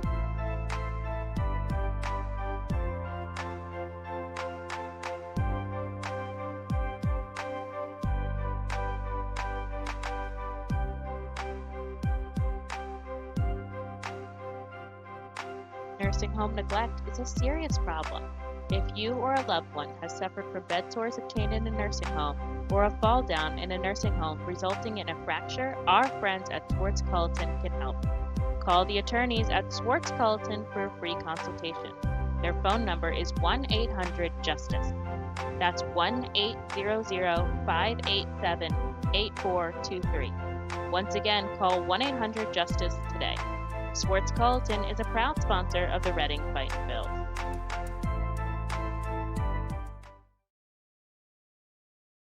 Have a call to the Alvernia Golden Wolves bullpen as Appel's day was done. That we knew when he was taken out for the pinch hitter Josh Stephen. He ends with 4 innings of baseball, 6 hits, 4 runs. They were all earned 1 walk and 4 strikeouts on a total of 57 pitches. Into the game, Tyler Carr for the Fightins. He's warming up, throwing his final pitches, and Carr, back in the 3rd round in 2018 out of Florida, he was drafted. We saw him in 2019 here in Reading just for a month at the end of the year. So not much AA experience, and he's been pretty solid reliever as of late. We've seen him once in this contest as well. Yeah, he's a prime example of ERA not being the best indicator for relievers, as he has a 6.87, but as you said, he has been much stronger than that so far. Bouchard grounds a pitch deep in the hole at short. We see Bryson Stott with a throw. He was on the outfield grass, deep in the hole at short, and a perfect to Stokes, who looks pumped. And that'll be out number 1. That is the difference between an adequate fielder and a special fielder right there. That one is a base hit to 90% of shortstops right there. Stott with a sure-handed backhand fields it and realizes he has the time, because that one was hit on a rope. Throws an easy throw across the diamond off his back foot, makes that look easy. That is in no way, shape, or form an easy play. And Montero swings at the first pitch. He sees it's sky high as Stokes camps under it at first and makes the catch for a quick out number 2. And that's, I think, what doesn't go noted there in the scorebook and the stats is that, you know, you have WAR, and you have defensive WAR too, yeah, which is wins above replacement. So how many, you know, games if you played versus your replacement would your team have won? But it doesn't really encompass plays like that, because it goes in the scorebook as a ground ball to short. Yeah. It's not a deep ground ball to short. So I think it's underrated there to see a play like that being made so deep in the hole and so calm. He didn't, like you said, he waited, he didn't rush the throw, and he was right on the money. And to go even further, like, you see the analytics department trying to come up with range factors and range statistics and overall growth of how far you are on the field. There's a lot of different complex numbers. There's no way to quantify that. You're right. I've long thought that there should be a section in the book where you could say that somebody was robbed or something. I mean, we'd be right. Yeah, category. Because there are some times where, I mean, you look back to some of the hits we've seen in this game, like Dalton Guthrie's shot earlier could have very easily have been robbed. Instead, he gets a base hit for it. It usually balances itself out, but not always. And Snyder fouling at one off, so the count is now full to the big hitter for the Yard Goats. He's 2 for 2 with 2 home runs. He's got 3 RBIs. And we'll see what he can do here against Tyler Carr, as Carr sends one high and he walks down to first. And that is a very wise play right there. 3-2 count. Don't give him anything to hit. Yeah. 2 outs. He did it last time with 2 outs. Coco Montez the same way. He's got a long ball in this one. You might, although it is picking your poison, of course, I would much rather pitch to Montez right now than Snyder.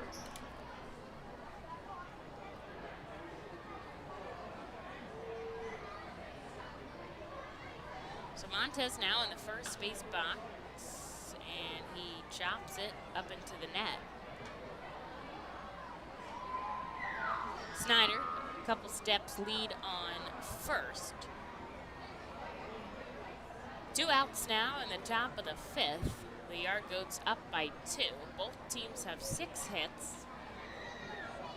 And we'll see a pickoff attempt from Carr, but Snyder really standing directly on first.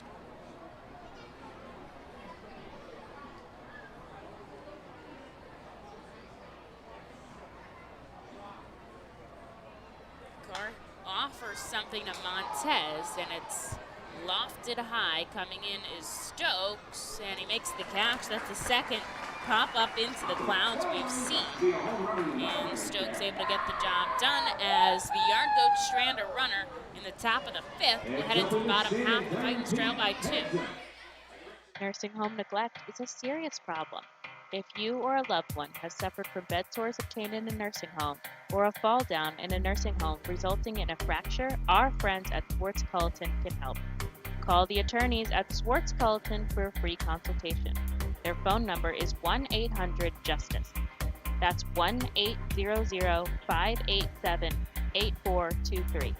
Once again, call 1-800-JUSTICE today. Swartz Culleton is a proud sponsor of the Reading Fightin' Phils. The Reading Fightin' Phils are proud to partner with Humane Pennsylvania throughout the 2021 season. Humane Pennsylvania is the region's premier leader in animal welfare and empowers the people in our communities to increase their capacity to care for animals so that all animals are safe, healthy, and treated humanely. Humane Pennsylvania is proud to be a Fiesta Friday and Bark in the Park sponsor. Learn more about Humane Pennsylvania and how you can help build the best community anywhere to be an animal by visiting humanepa.org. To enjoy a perfectly crafted 1893 from the makers of Pepsi Cola, you must first appreciate its carefully selected ingredients. A dash of cola nut extract, a hint of real sugar, a splash of sparkling water, and a generous amount of attractive spokesperson. Trust me, I'm gorgeous. Cheers to 1893 boldly blended colas, a delicious balancing act of premium ingredients from the makers of Pepsi Cola. 5th we go at FirstEnergy Stadium. Yard Goats lead 4 runs on 6 hits, Fightin's 2 runs on 6 hits. And Carl Kaufman comes out for another inning of work, 65 pitches. And he was solid for 3, and then in the 4th, the Fightin's able to score 2 runs. So we'll see if they can eat into him a little bit here in the 5th, as I think Hartford really trying to stretch him some innings. They really are. I mean, ever since being assigned to the Double-A Hartford Yard Goats, he's thrown at least 80 pitches every outing. So they're definitely trying to get him his work. But this is a very difficult task for him, as now he gets to the top of the order, which 2, 3, 4, we obviously saw what happened to him last half inning. So we'll see. Daniel Brito takes a first pitch outside. And now he'll swing and miss at a changeup downstairs.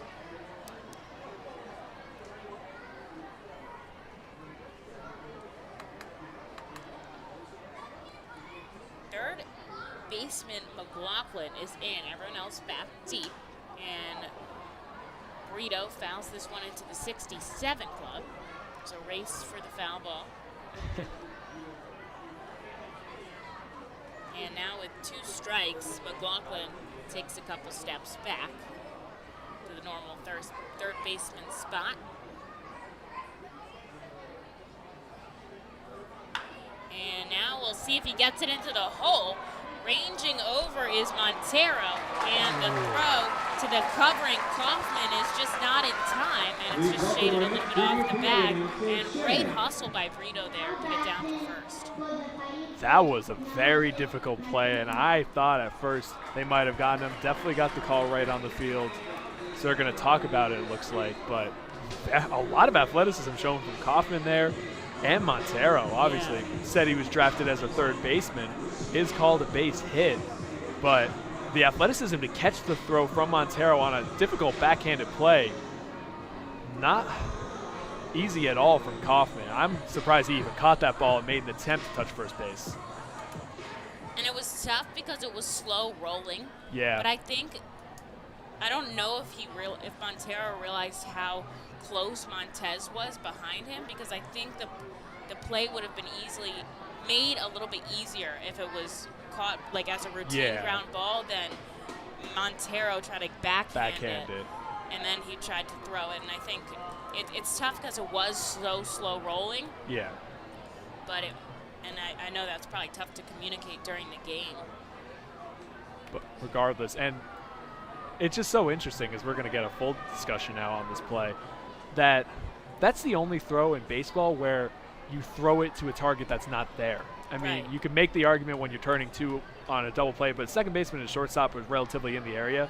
The pitcher's coming from a distance away, and you have to lead him with the throw sometimes, which he had to there.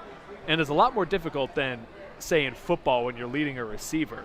It's just a whole different ball game throwing it to a blind spot like that. And the throw was inaccurate, but I don't blame him at all for an inaccurate throw there. It's tough. That could be tough. That sometimes those are balls you just choose to eat instead of throwing it away. Exactly. And he's lucky that didn't get away from Kaufman, because Daniel Brito would have been over on second. Instead, they nearly get the out of it. After discussion, Brito's going to stay over at first with the single, and yet another day that Brito goes picking up a knock.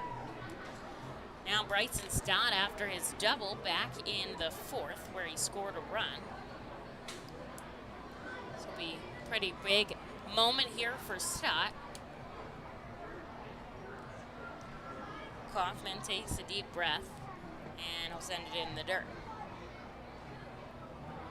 Runner on first for the Fightins now with nobody out in the bottom of the fifth. And Matt Bierling, of course, on deck.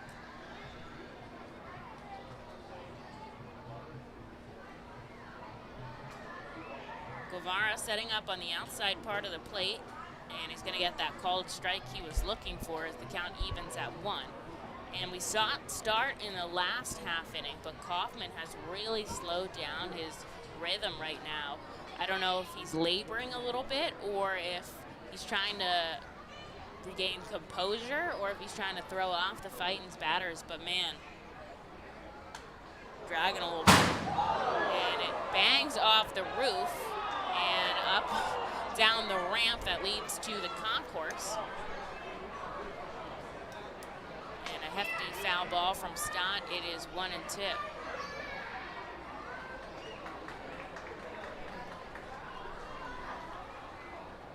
Brito with a slight lead on first, and Kaufman kicks and fires home, and a swing and a miss as they tie him up on the inside. Please welcome our final junior PA announcer. Good pitch there. Might have had a little bit of cut to it, as looks like Stott started swinging at that when it was right in the zone for him. Instead, just catches up to him, and you're right, ties him up the inside heater. Here's Matt Bierling, who had that triple back in the fourth and an RBI, and eventually came across the plate thanks to Bonifacio. Takes in his right foot, now sets up. Going to keep riding with Kaufman now. There is someone warming up in the Yard Goats bullpen. So maybe laboring, like you said, fatigue. It also could just be because of what happened before, but a good start for him against Stott. It'll get a first pitch strike to Matt Bierling now.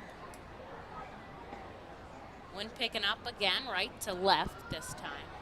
Perfect opportunity for Matt Bierling. He had his 6th home run of the season yesterday to team high with Luke Miller, and now he takes one low for ball number 1. And with Montero holding on Brito at first, Once again, a big gap for Vierling. If he's able to poke it the other way, he has that opportunity as well.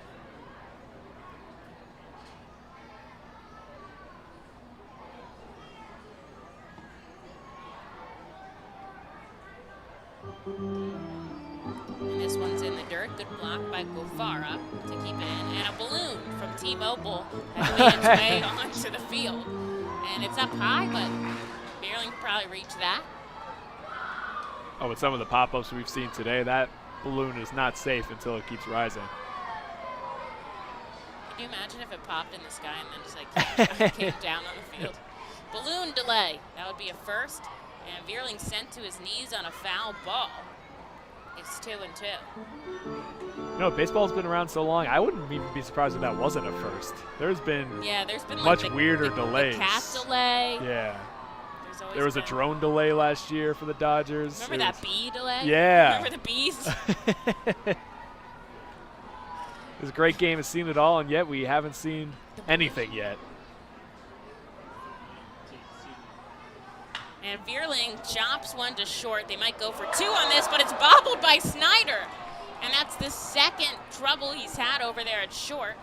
And they'll get Brito first, so I imagine it's to be turned into a fielder's choice again like last time. And man, is he lucking out. He's made 2 defensive quote-unquote errors that have been recorded as fielder's choice. And that's the same thing as you were saying earlier about on the opposite end of the spectrum, Stott robbing a base hit up the middle. Those are 2 errors that he should have in the book. Instead, his fielding percentage is going to be safe of those. And Taylor Snyder, we haven't seen him have the struggles there playing short every game this series. Might be a little bit of fatigue for himself, just finishing out this series, a day game, a little out of schedule. Bonifacio fouls off the first pitch he sees with Vierling on first. You know, baseball players are such creatures of habit. It could be something as simple as an hour and a half earlier start time that we're in today. Just throwing off his whole rhythm, not being able to get the same grounders in perhaps, or it could just be a lot of baseball gets to you. They took early BP and practice today, so the Fightins chose to hit in the cages. And Bonifacio holds up. Oh no, it's a called strike from Albert at first, and man, I thought he held up as he chases one outside. It's tough, it's 0-2 now, with 2 outs in the bottom of the 5th.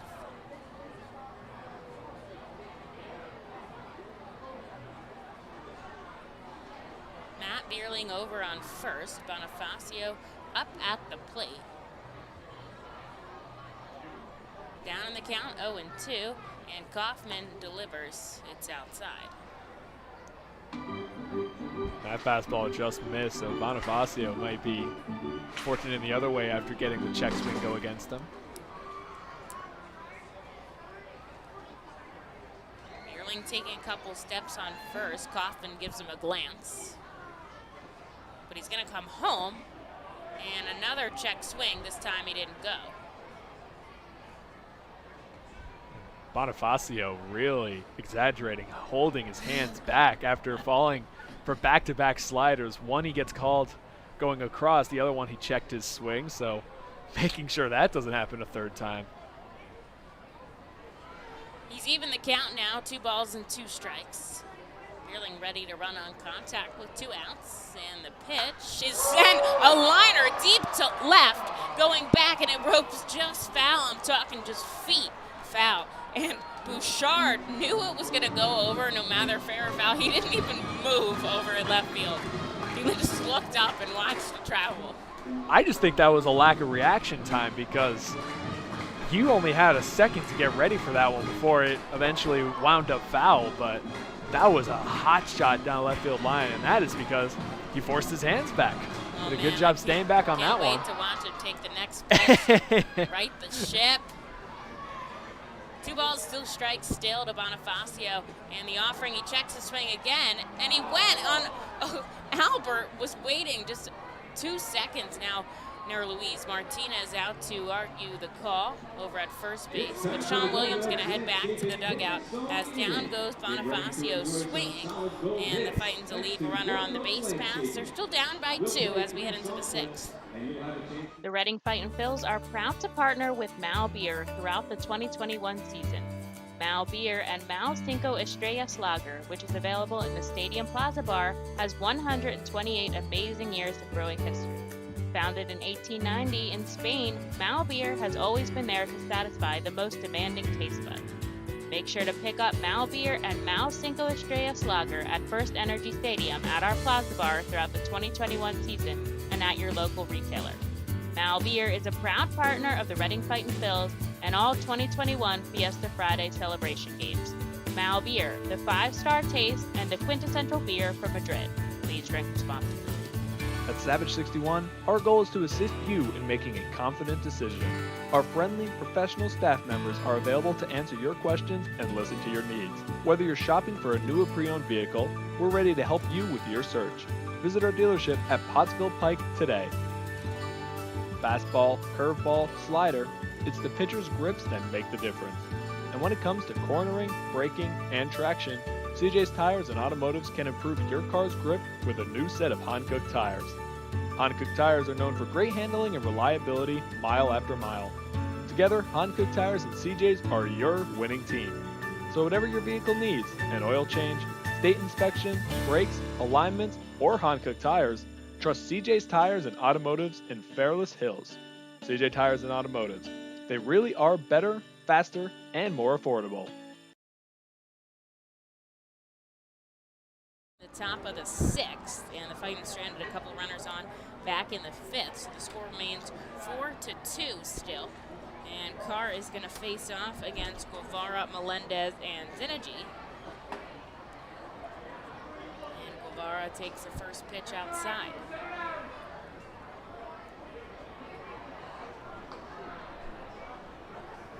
Here's the offering by Carr. This time it hits the strike zone.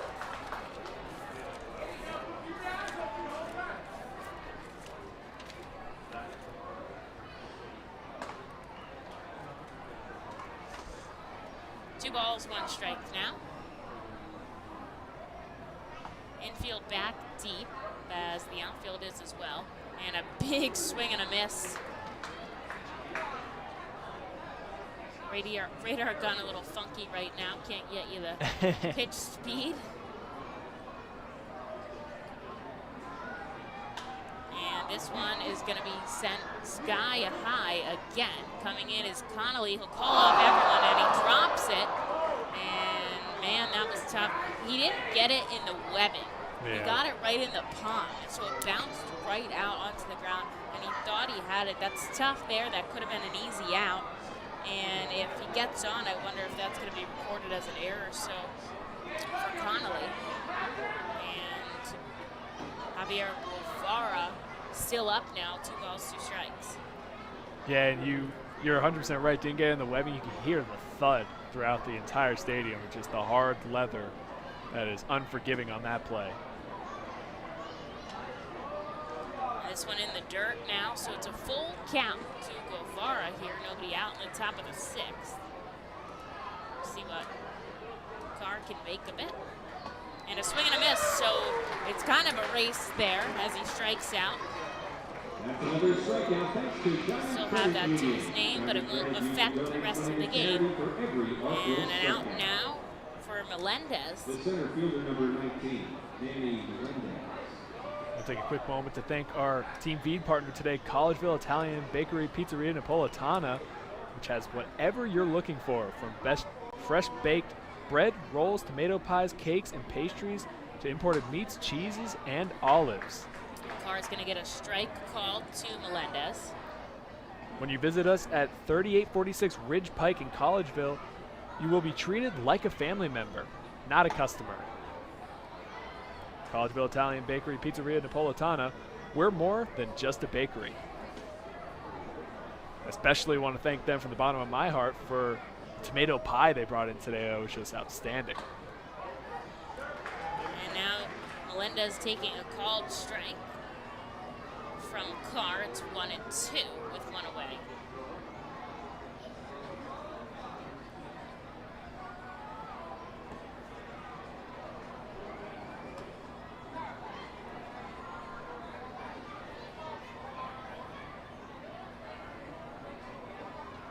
glove at his face. Now he'll kick and fire home. And it's upstairs. The count is full.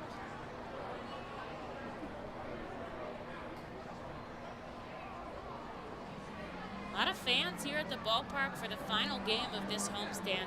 The Fightins will have a road trip to Harrisburg, so not super far away. As a great foul ball catch comes off the roof, and not even moving, a fan catches it behind his head. You're right, tough play on the redirect on the overhead Deflected cover by we the have. roof. Yeah, That would go in the scorebook. Yes. And this time it's going to stay in fair territory. It's going to be played by Guthrie at third, and that'll be out number 2 up the third baseline. The right fielder, number 9, Back-to-back plays there where just forcing the high pop-ups out of the batters is Tyler Carr, forcing the fastball in on the hands and getting minimal contact on it. That shows that you truly beat them on a pitch outside of the zone. Synergy now up will take a first pitch ball. Lots of kids splashing out in the pool today. Oh, yeah. It's heated to 87 degrees, so no matter the temperature, it's always a good time over there, and it's a called strike 1-1. I mean, kids don't feel cold, or they don't care. They'll come out like with their teeth chattering. Yeah. They'll be like, I think it's time. And they'll be like still ready to play. And it's going to go up the middle. I think he chipped his bat on that, but Scott ringed his over, fields it. And it goes across the diamond for out number 3. A good 1-2-3 from Tyler Carr. Sit down the yard goes, and we'll take a short break going into the bottom half. Better pitching, faster base runners, and more runs batted in usually beats the competition. At CJ's Tire and Automotive, better selection, faster service, and more affordable options always beats the competition. When it comes to tires, CJ's MVP choice is a new set of Falken tires. Falken tires are known for handling, reliability, and value. And for more than 50 years, CJ's has been helping customers find the right tires at the right price. Together, Falken Tires and CJ's are a winning team. Stop in any time at your local CJ's or shop online at cjtires.com. CJ Tires and Automotive. Better, faster, and more reliable. We've been privileged at ROG Orthodontics to be part of the local community for over 60 years, creating generations of fantastic smiles. We're honored to be voted the #1 orthodontist year after year, and proud to be the top Invisalign provider in the region. We passionately believe we're changing lives every day right here in the community where we live. We offer interest-free, flexible payment plans and provide monthly scholarship programs for free braces. Be sure to check out our magnet contest to win free braces. We love seeing our patients' successes, knowing we had a part in changing lives. One fantastic smile at a time. Savage 61 is a proud sponsor of Fiesta Fridays. Enjoy an R-Phil's game, great food, music, and entertainment. The team will play as Los Luchadores de Reading Latino Tribute uniforms. Visit Timmy Profit and Savage 61 Pennsylvania's most awarded dealership for all your automotive needs. Go into the bottom of the 6th inning. Tyler Carr came in the top half, shut down the yard goats 1-2-3. The Fightins still down by 2 runs. They've got the middle part of their lineup with Stokes, Gamboa, and Guthrie. And we do have a call to the Alvernia University Golden Wolves bullpen. It's going to be number 26, Tommy Doyle, who just came off the injured list today. Found out about it just about an hour before the game. I just ran down to Sean Williams, who was in the dugout already. You want a new roster? And obviously they already know about the move, but he came on as Heron hit the injured list, and so this is his first appearance in quite a while. Kaufman's day is done after going a full 5, and Madison Stokes stepping into the batter's box to lead things off. Kaufman 5 innings of pitch, 7 hits, just 2 earned runs. Pretty quality start, 1 walk and only 3 strikeouts in a total of 84 pitches. Stokes drives the first pitch he sees deep to right center field, tracking back at the walls, Melendez, and it bounces on on top over. Stokes was not even sure if it was a home run, and it was over the fence as they're finally signaling for a home run. It's 4-3. Madison Stokes with his second homer of the series, his second in total for the year, and he gets huge high fives from Daniel Brito in the dugout. And that was a tough one. I didn't even see it at first. He hit it to one of didn't the even see deepest it. parts of the park, opposite field to right center field. Barely sneaks out of here. And you're right, as soon as they called the home run, he was already rounding second hand to third. He was hustling that out of the box wisely. And then he stopped at like the shortstop position, like Yep. looked back, was like, am I okay to go? But what a welcome back for Tommy Doyle after coming off the injured list, like you said. Welcome to the Double-A, kid. Another balloon on top of the field. This one a little bit lower. And a different color. And Gamboa up at the dish. 1-1 the count. Here's the offering. And you can make it 2-1. Tommy Doyle started the season as one of their higher leverage back-end reliever guys. 4 of his 5 appearances coming in the 9th. 1 save, 1 loss on the season, 1 inning pitched per appearance. And he started giving up some runs before he went on the IL, so might have been dealing with something by the end. Good numbers to start. Actually made his major league debut now in the 2020 season for a little bit of bullpen help for the Colorado Rockies. And as you said, first game back since May 18th. Just shy of a month out. And it is fouled up into the bullpen. We do see someone warming up over there. And in Hartford's bullpen as well. They probably weren't going to give Doyle, a long outing here to begin with, but we'll see if he gets rocked. And Gamboa strikes out swinging, so there's one away. 4-3 the score now. Dalton Guthrie.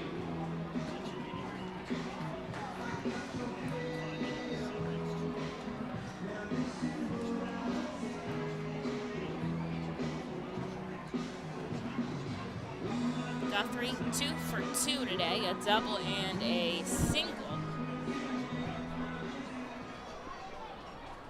So just 2 hits away from the cycle. Getting it started early. And I'll send this one onto the roof, though. It doesn't count as part of the cycle. He's shown no problem doing the most difficult part of the cycle yesterday. That's true, the triple. We will see. The triple is always the hardest to come by. We've already seen one in today's contest. Yeah. And we know it's in his bag, so let's see. One away here in the bottom of the 6th. And that home run from Stokes has made it 4-3. Fightin's leading with 8 hits to the Hartford yard, go 6, and the count 1-1 now to Guthrie.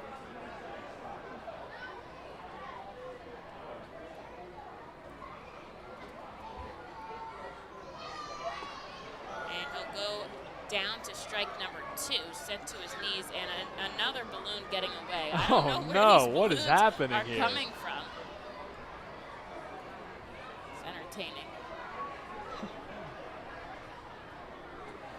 As you can tell, it doesn't take much to get our distraction away. And Guthrie sending this one the other way. It's in foul territory, coming over FirstEnergy on the run, and it ends up in the seats, so it's not playable. Lots of good foul balls today. Oh, now I see them. They're in the right field grandstand, all the way at the end. Oh yeah, you're right. These kids are letting them go. Lost their balloons. Anyways, the count 1-2 to Dalton Guthrie. I should get back to what's in front of me. And it's inside. He resists. 2-2. Though to be fair, always got to add some color commentary. Of course.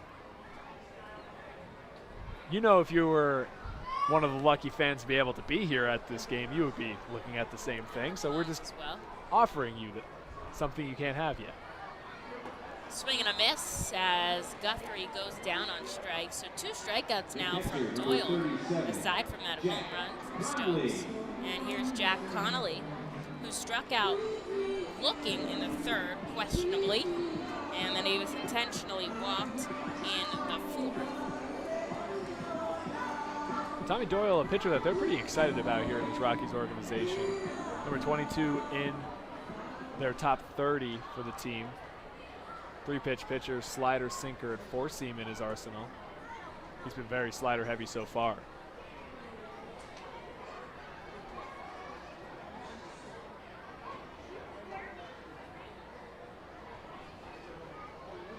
There's a lot of stuff down, induces a lot of ground outs, but so far, a couple of punch outs and a homer. And it's a called strike to Connolly, so the count 1-1. 2 outs in the bottom of the 6th. And Zach Warren warming up in the Fightin's bullpen. We'll probably see him come in for Carr. Usually the relievers go 2. Yeah. 2, or if you're back end, probably 1. So we'll see what we get out of Warren as Carr's day's probably done. Checking his swing is Connolly, and that is a called strike. So he falls behind 1-2.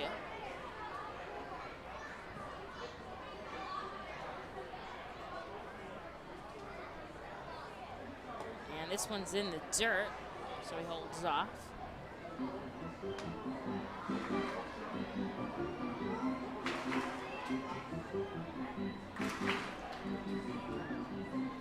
Wind blowing out to center field right now for Connolly. Hasn't had a home run here in Baseball Town as of yet, but he's had 2 doubles. And this one's going to be sent foul up the third base line. I think one of the strongest aspects of Doyle's pitching is that little hitch that he has before he delivers home. It certainly is thrown off the timing of a couple of the batters we've seen here so far. Obviously not Stokes, but it has worked ever since allowing that home run. Yeah, when you get a motion like that that's a little bit different, it can work batters around as Connolly goes down swinging, and that'll be interesting inning there for Tommy Doyle as he strikes out the side, but a home run across the board for Madison Stokes. It's 4-3 as we head into the 7th. The Reading Fightin' Phils are proud to partner with the Berks County Mental Health Developmental Disabilities Program. Together, we are striking out the stigma in order to raise community awareness about mental illness and the prevention of suicide. With 3 simple words, are you okay? The hope is to begin a conversation to show Berks County that we care. Suicide affects and hurts everyone, but help is here, and we'll work together to raise awareness about suicide and identify what we can do as a community to prevent it. People in need of assistance and support should call Crisis Intervention at 610-236-0530. That's 610-236-0530. The Fightin' Phils know who to call for trash and recycling services. A proven winner, JP Mascaro & Sons. The industry leader for over 50 years. Trust the familiar Mascaro Blue Elephant to provide dependable, quality service for your home or business. That's JP Mascaro & Sons, one of the top companies in its industry. Trash and recycling services for home, business, and industry. We are hiring and have open positions in Berks County. Check our website for open positions at jpmascaro.com or call 1-888-MASCARO. JP Mascaro & Sons, ready to serve you. Well, we head into the top of the 7th with a call to the Alvernia University Golden Wolves bullpen. Fightin's trail by just a run, and Tyler Carr replaced now by Zach Gorman.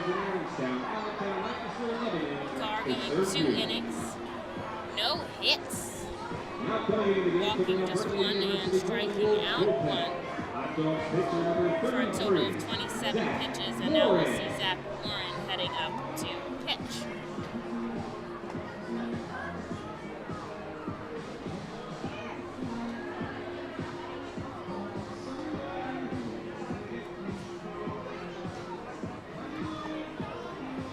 Connolly throws down to second, and we'll start the 7th inning.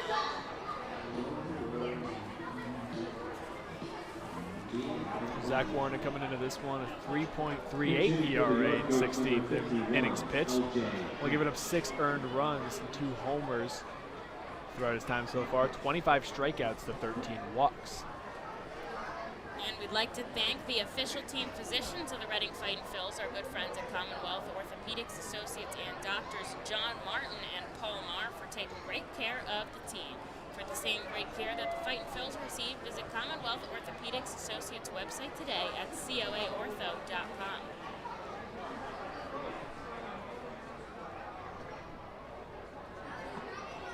Gets a first pitch strike as LJ Hatch checks into the game as a pinch hitter. Kind of didn't think that Tommy Doyle would really go more than an inning coming off the IL just earlier today. So it makes sense that we see a pinch hitter right now and LJ Hatch down 0-2. Zach Warren.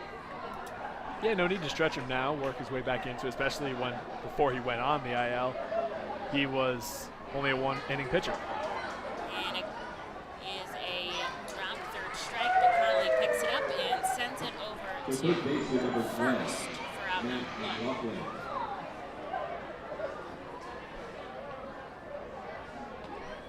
Here's Matt McLaughlin, so we're back at the top of the order.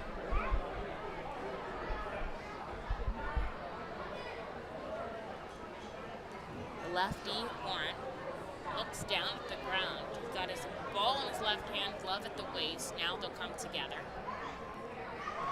Kicks his right leg back, and fouling it back is McLaughlin. Same thing we were talking about Doyle. Warren's another pitcher that, not a hitch, but he has a really exaggerated motion when he kicks his leg out and fires home that just seems to make it look a lot faster out of the hand.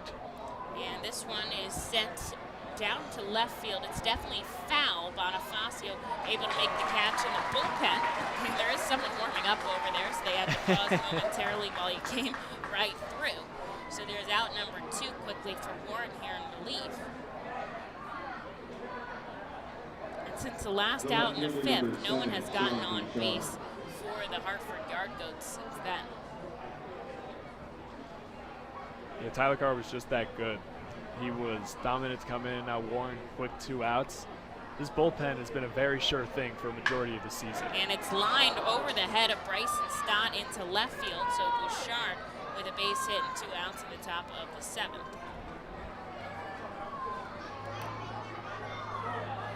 The first baseman, number 17, Eliuris Montero. Here's Montero.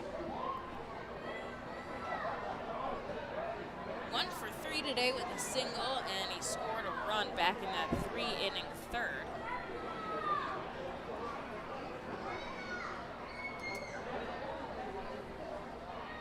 And I feel like since they scored in the third, it's really, the momentum has transferred to the Fightin' Phils. Absolutely.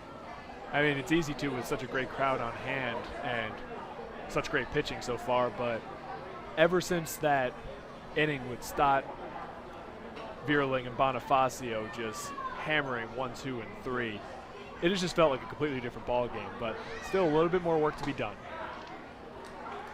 And a strike comes in now to Montero. It's 0-1. And what's funny is after I was talking to Perkins yesterday after the game, when he had come and made his first start from high A, which you don't get the crowds there that you do in double A. And I was like, you know, like, what was it like to, like, come out and play in front of 7,000 fans as Montero falls down 0-2. And he's like, when I was on the mound, I didn't even notice. Like, I'm so locked in. But then when I finish and I looked up in about the 8th inning, I was like, oh, my God. Like, that's crazy. And, I mean, it's just a testament to, obviously, like, a pitcher is way more locked in and, you know, when they're in the dugout, they're not really thinking about it. So he gets Montero with the strikeout, and they'll leave a runner on in the top of the 7th. But just the crowd really helps so much, especially for the guys up at bat. They really feed off of that energy. I know for sure. So heading into the bottom of the 7th, we're going to stretch here at the stadium. You stretch at home, and then we'll be back for some Fightin's offense. The award-winning Reading Hospital Tower Health Character Pool Party provides an unforgettable night out with your family and friends. Enjoy a baseball game while swimming in the 87-degree heated pool directly behind the right field home run wall. Plus 2.5 hours of all-you-can-eat buffet, and photos and autographs with the crazy hot dog vendor and the Fightin' Phil's mascot band. Regular game tickets are $30 per person for groups of 20 or more. Give us a call today at 610-370-BALL. T-Mobile is the leader in 5G coverage and speed. No one else covers more Americans with the fastest 5G. The R-Phils are proud to introduce T-Mobile as the title sponsor of our Plaza stage. Fightin' Phil's fans can continue to expect great performances on game days and non-game days. The T-Mobile stage is home to great bands, such as the Truest Fightin's mascot band and many others. It will also continue to house great musical performances during the off-season. Unlike any other area at FirstEnergy Stadium, the Stadium 61 Dugout Suite puts you at the closest seat to the action on field, located just feet away from the diamond on the first base side. With covered seating, ability and motion accessible seating, and the most unique view around, your group will thank you over and over again for a one-of-a-kind experience. Tickets for the Dugout Suite are $27 and include options to add food or drink packages.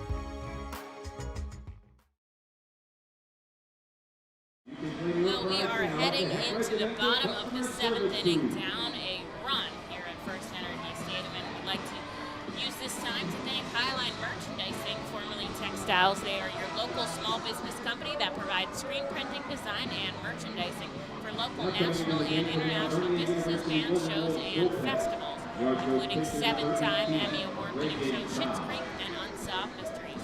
Visit their website at highlinemerchandising.com. For the hot dog, number 2. And we do have a call to the Alvernia University Golden Wolves bullpen, as Tommy Doyle just got the 1 inning on 1 hit and 1 run, striking out the side. And coming in is going to be Reagan Todd for the Yargos. I thought we saw Todd yesterday. We did. He went an inning with 1 strikeout on 11 pitches, and that was that. And the Fightins are also going to have a pinch hitter with Luke Miller now in the pitcher's spot, so they just gave Zach Warren 1 inning, and it looks like Hernandez warming up down in the bullpen to me. And Miller now tied with Bierling for the team's 6 home runs, fouls 1 back, and the count 1-1.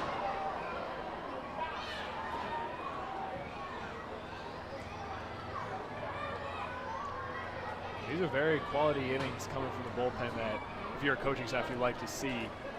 1-run game, trying to keep it close. It's been a very even back and forth contest. We'll see if the decisions now come into the win-loss decision or if we are set with our score now.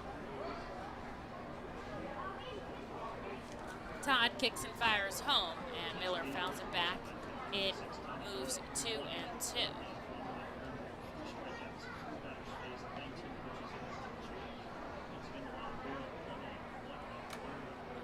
Flying back.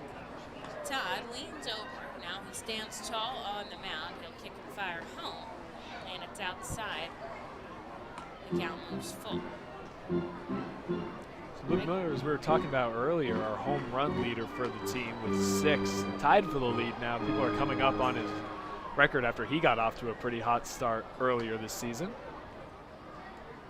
And Miller is walked to start this 7th inning. The Fightins are only down a run, so the tying run is now on first, and we're back to the top of the order with Daniel Brito.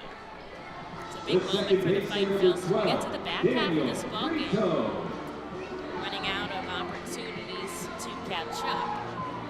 And Reagan Todd stands tall on the mound, 6'3", probably looks a lot bigger up there from the batter's perspective. And he's going to go home with it. It's outside. Now, as a lefty, he can see right over to Miller, who is on second.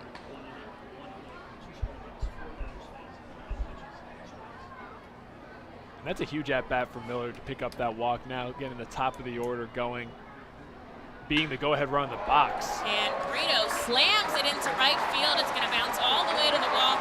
Rounding third, he's going to be held up by Sean Williams. And there's a runner on second and third as Daniel Brito doubles with nobody out. And man, oh man, is Reagan Todd in trouble. I mean, that has just been the theme for most of the relief pitchers coming in today, is not letting them get situated and comfortable. Sometimes pitchers need a couple pitches to figure out the footing on the mound and how they're going to attack each batter. Not so fast for this Hot Dogs team. Now second and third, go ahead run in scoring position in the bottom of the 7th after their bullpen has been pretty locked down so far into this game. Daniel Brito's been very chatty out there today. He was talking with the umpires earlier. Now he's talking with Taylor Snyder.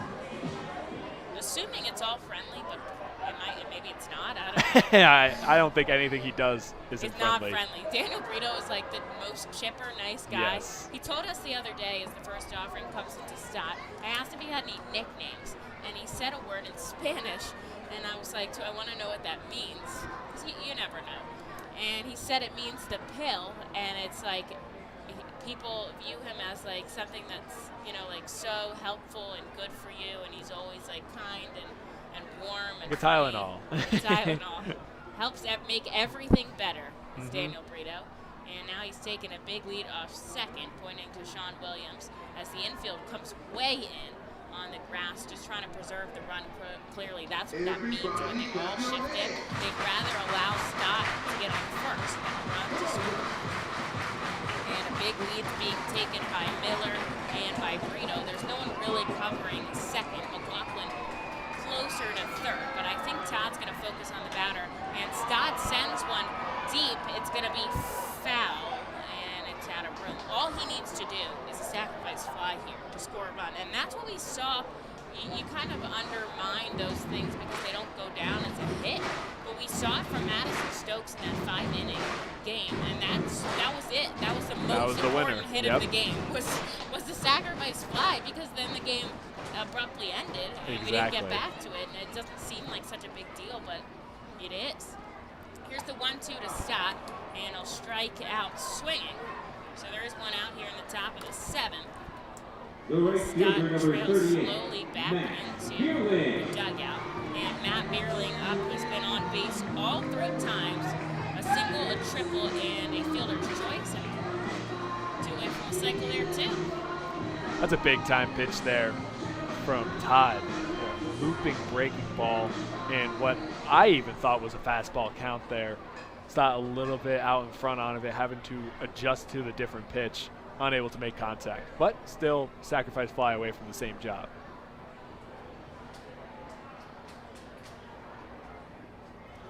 And Todd kicks and fires home to Matt Bierling. It's a called strike. Runners on second and third for the Fightin' Phils. They're down by only a run.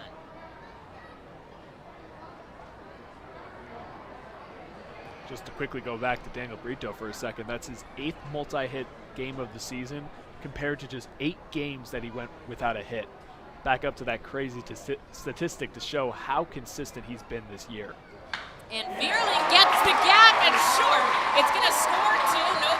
Held up at third is Brito. It's 4-4 tied off the bat of Matt Bierling. And the fans are on fire here as Luke Miller comes home. The left fielder, number 29, Brito in scoring position now. Runners on the corner for the Fightin' Phils, which just went out. And Jorge Bonifacio at the plate. I mean, Matt Bierling, what else can you ask from this guy? His 2nd RBI of the game, his 3rd hit of the game, and that was just an absolute rope through the infield, completely in on the dirt. Nothing they could do about that, even if they were in normal positioning. Now that gives him on the season 16 RBIs, and he is just, what a player. And it's him and Bonifacio in the hunt for the RBI title. Bonifacio tacking one on today, so he's got 17 to Bierling's 16. And he sends it deep to center field, going back, Bouchard, and it hits the video board. He hits his own face, a 3-run home run from Jorge Bonifacio makes this 7-4. Reading Fightin' Phils in the bottom of the 7th. And wow, he looks elated as he touches home 6 on the season for Bonifacio. That helps him in the RBI race, doesn't it, Emily? Oh my God, you could say that again. I was just going to say before that pitch, they do it in different ways, you want to say. They really do. Bierling gets the job done right there, not doing too much. Bonifacio says, forget not doing too much, I want to do the most. Now do you. And man, 3 runs scoring here. It's a completely change of game. And we were talking about it earlier where we said Hartford came out of the gate hot. And then it kind of switched in the fourth with that back-to-back-to-back hits. The momentum shifted, you could tell. And then here, I mean, a complete showing of it. I mean, first 3 innings, 4-0 for Yard Goats. Now 7-0 in the past 4 innings. 7-0 run, if you want to call it. You don't really talk about runs in baseball, but that's huge. I think you can put that in there, yeah. I appreciate that. But yeah, I mean, it has just been a completely different ball game. And now, if you are Hernandez out in the bullpen, your warm-up becomes a little bit different now. Now this transition from keeping the game where it is to potentially a 6-out save opportunity. And it's in the dirt to Stokes, so it's 2-2 with just 1 out. Stokes has already left the yard, so yeah. Yeah, he's had a good game too, been on base twice, once with that fielder's choice. And he will strike out swinging as he chases a pitch in the dirt for out number 2. And here's Archimedes Gamboa 0 for 3 today. Fightin's already up 7-4, and the crowd has got to see it all today.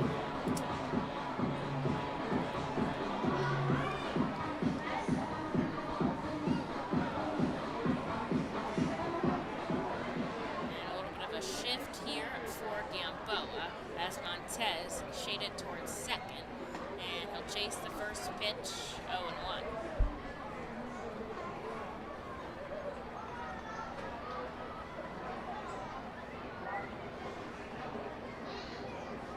Hernandez now just watching this game from the bullpen. I guess he's finished with his warm-up throws and wants to check out what's going on.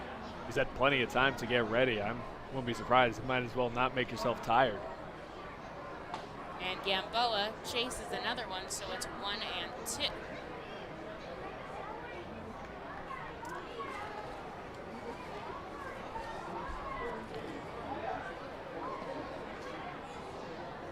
This one's upstairs.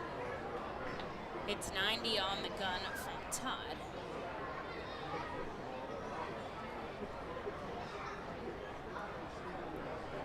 And kicks and fires the 2-2. Gamboa checks his swing, and he does not go around, says Albert. So the Arphils trying to do something they haven't yet this season. They're 0-19 this year when trailing after 6 innings.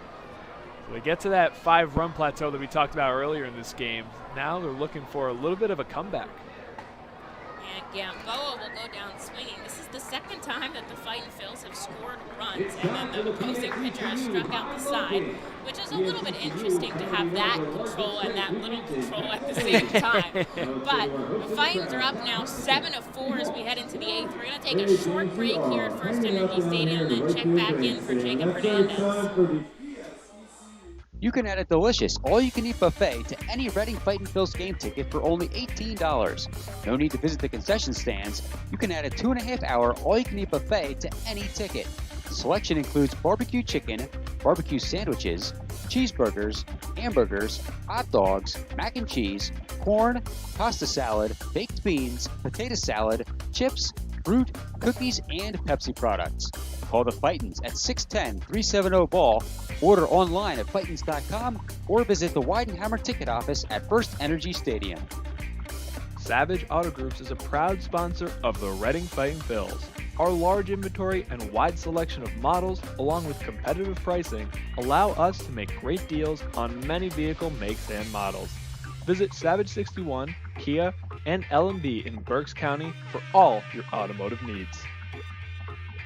Established in 1928, the Manor Golf Club is one of the oldest public courses in eastern Pennsylvania.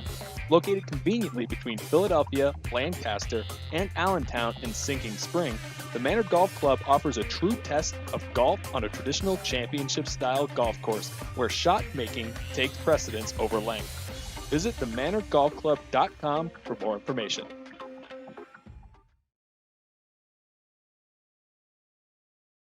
Where it is completely changed, 7-4. Reading Fightin' Phils are leading, and as we we get to the back half of the game, we're going to have a call to the Alvernia University Golden Wolves of bullpen. As into the game checks in Jacob Hernandez. We knew that there was going to be a pitching change after Warren was pinch hit for, and it ended up being a good decision because Luke Miller led everything off with a walk. And now Hernandez coming in to take on the 8th. He will face off against Snyder, Montez, and Guevara. Man, that's a tough 3 to face. Yeah, 3 home runs already in this game. In the next 3 batters coming. Those guys, oh my gosh. But he'll get a called strike on Snyder to start things off. Hernandez has done a good job limiting the long ball, only giving up 2 on the season, giving him a 3.94 ERA in 16 innings pitched. Snyder's got the wind in his favor right now. It's blowing hard right to left. That flag is steady up there. With the run Snyder's on right now, you could probably have airplane jets out there pushing into the batter, and you'd probably still be able to hit it out. 2 balls and 1 strike as we're going to get a new baseball here from the umpire. Connolly sends it down. No one warming for Hartford, so I imagine, well, there is someone warming. There's a pole in my way. This kid must be like a string bean. I can't see him through a pole. So that's Emily's scouting report. Put on a little bit more weight, whoever's in the bullpen. This person's mom is listening. Called your son a string bean. I'm sorry. 2 balls and 2 strikes now to Snyder. And he'll get him. A big pickup strikeout from Jacob Hernandez. Gets out number 1 here in the top of the 8th. Number 5, Coco Montez. Here's Coco Montez now.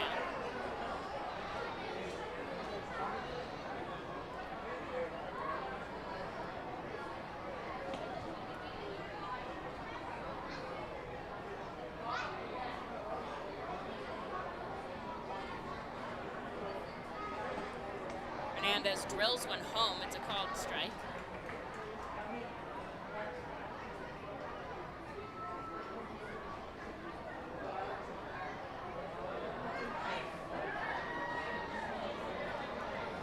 And here's the 0-1. He checks his swing. Did he go? No. So it's 1-1. And it's kind of weird the way that check just happened because it wasn't like the umpire pointed. Usually, like, he doesn't point unless a player asks for him to point. So I wonder if Connolly's down there and it's like, did he go? Yeah. You usually always see the catcher point. Yeah, You're the right. catcher asked. So maybe he just asked. Yeah, maybe just verbal. A verbal check. You're right. That is interesting. Or Velez doesn't trust himself and he keeps asking to check. I don't know. I'm trying to get the scoop from Connolly later about what he does. But it's 3 balls, 1 strike now to Montez. And setting up Hernandez. The lefty kicks and fires home, and it's deep to left field, about a mile. Is it going to rope foul? Yes, it does. It ends in the left field picnic area. So Montez has to head back home, and now he'll do it with a full count. And you know what? We saw the same thing happen with Bonifacio, where it just roped foul at the end, and he came back with a fire under his belt, and he was able to send it right down the middle this time. Didn't even need to worry about fair or foul. Yeah, you're right. Hit it to the scoreboard if you're worried about losing one again in the same at-bat. And he'll get Montez, who chases one in the dirt. Connolly has to pick it up and toss it across. This was a drop third strike. But 2 strikeouts now to the 2 arguably toughest batters in Hartford's lineup. Doing it in 2 different ways. Gets Snyder behind on a fastball, looking for that backdoor slider. And then the back foot slider to Montez just gets him way out of the zone fishing for one. Here's Guevara now. He is 0 for 3 with 3 strikeouts. And I'm sure Hernandez would love to top this one off with another K. And I'll get the called strike to start it off. Fightin's have struck out 9 batters so far in today's contest. And this one comes too far up in the zone, so it's a ball, 1-1.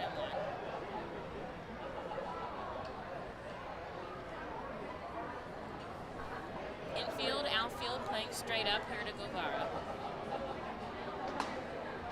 And it's inside, ball number 2.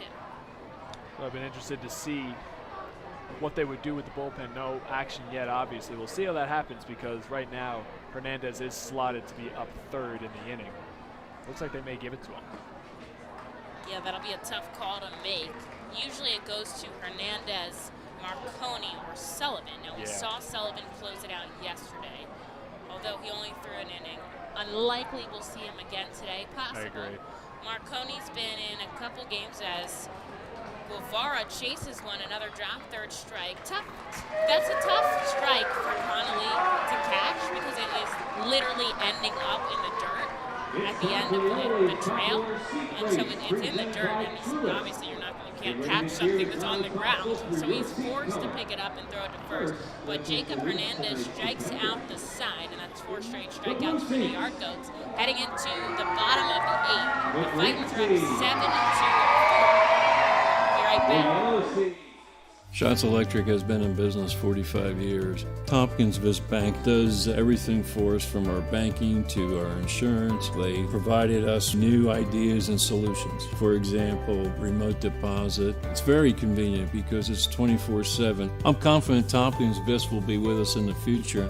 Tompkins Vist Bank and Tompkins Insurance. Service, stability, strength. Member FDIC Equal Housing Lender. Tompkins Insurance products are not FDIC insured and are not bank guaranteed. The Fightins feature special pregame happy hours every Monday through Thursday at the Yingling Hometown Tap Room. Tompkins Vist Bank Plaza opens at least 2 hours before game time for all happy hours. In addition to $1 off Rusty Rail Brewing thanks to Windsor Distributing, all happy hours feature live music on the T-Mobile stage. That's happy hour every Monday through Thursday home games thanks to Rusty Rail Brewing and Windsor Distributing. The Reading Fightin' Phil's birthday party package is the best way to celebrate a birthday. Whether you are a youngster or an adult, there is no better birthday than a Fightin's birthday. The Fightin's Fan Birthday Package is customizable for fans of any age and starts at just $120. Base packages include 10 general admission tickets to a Fightin's home game, an autographed baseball, and a VIP reserved parking spot. Fans can also add a wide variety of experiences and options to make sure your favorite Fightin's fan's birthday is a grand slam. Stadium, and man, is it an exciting contest. Hernandez strikes out the side in the top half, and now the Yard Goats are down to their final 3 outs. Not before the Fightins have an offensive opportunity. They're up by 3 runs. They could tack on some insurance runs, would definitely not hurt anything. And they are at the bottom part of the order, as Tyler mentioned earlier, that Hernandez would be number 3, and we'll see if he comes up or there's a pinch hitter. Now, they've already used 2 pinch hitters today, so that's actually another thing to think about. They do have 4 on the bench for them, with Vito now coming in on the line, and who's the other one over there, Matera? Tatum. Oh, Tatum, yep. And so that'll be tough. Yeah, it's interesting. I mean, we've seen it a couple times this series where, and this is a full in baseball thing, it's not just the R-Phils necessarily. When you roll with those smaller benches and more pitchers in the bullpen, you're sometimes forced to your hand, where we've seen some pitchers getting at bat and then get relieved in the next half inning. So it's just working with what you got, because worst case scenario, you have nobody on your bench, especially when you look at the catcher position. So Guthrie's going to face a pitching change, as Reagan Todd just gets 1 inning, 3 hits, 4 runs. They're earned, 1 walk, and 3 strikeouts. And Tate Ciano is going to be up to bat. Or up to bat. He might be up to bat in the 9th. Yeah. I imagine they'll do a pinch hitter for the final batter. Yes. But he's up on the mound right now, and he's throwing a ball and a strike to Dalton Guthrie. Ciano's been great so far, 1.2 ERA, 5 games, 15 innings pitched. only giving up 12 hits and 2 earned runs, 1 homer.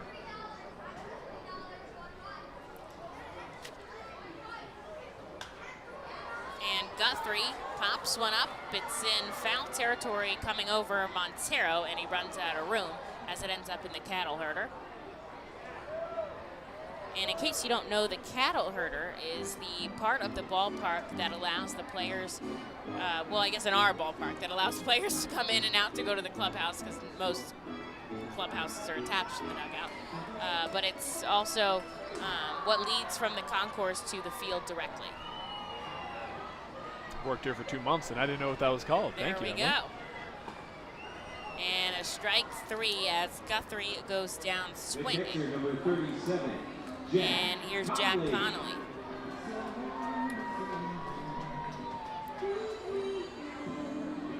We'll see how Connolly handles this at bat after a tough outing, 2 strikeouts and a walk.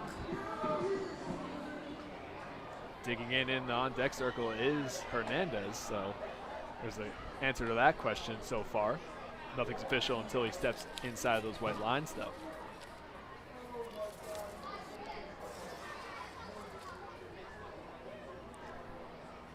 Hernandez has not registered at an official at-bat since he walked in his 1 opportunity at the plate.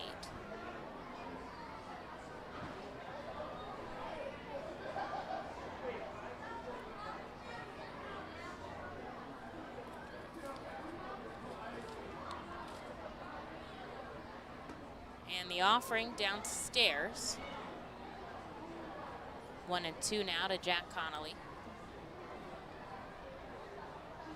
Whoever's out in center field looked tired out there. He's got his hands on his knees, and Connolly pops it foul, so the count will remain.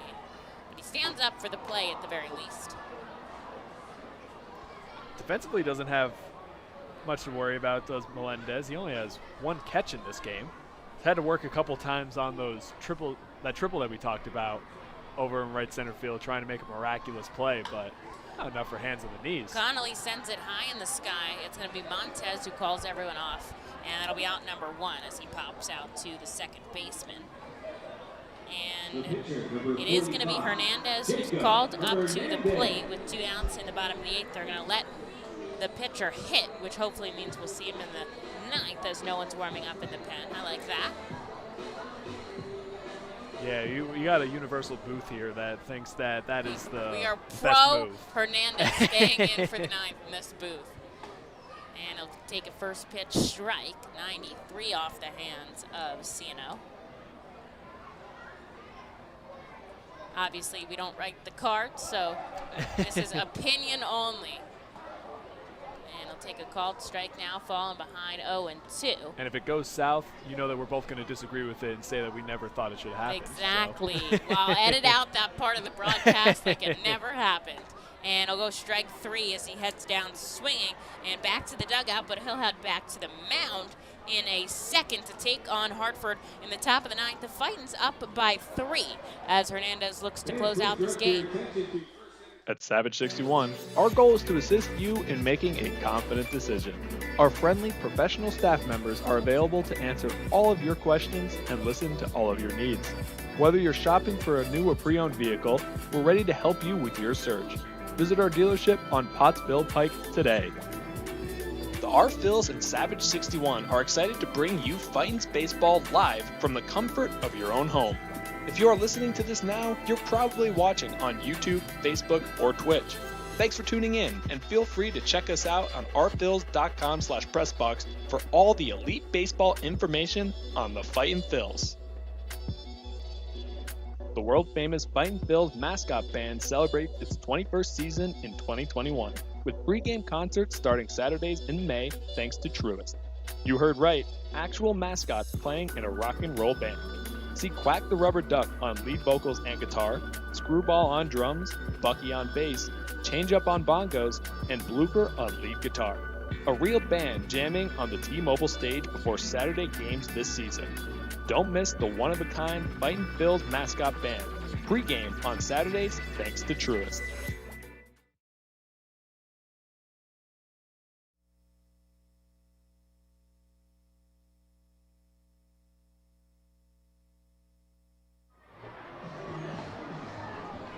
Well, we head into the top of the ninth. 7 runs for the Fightin' Phils, just 4 for the Hartford Yard Goats. The Fightin' Phils looking to close out this series with a win. Now, they've already taken the series from the Yard Goats. It's up 4-1.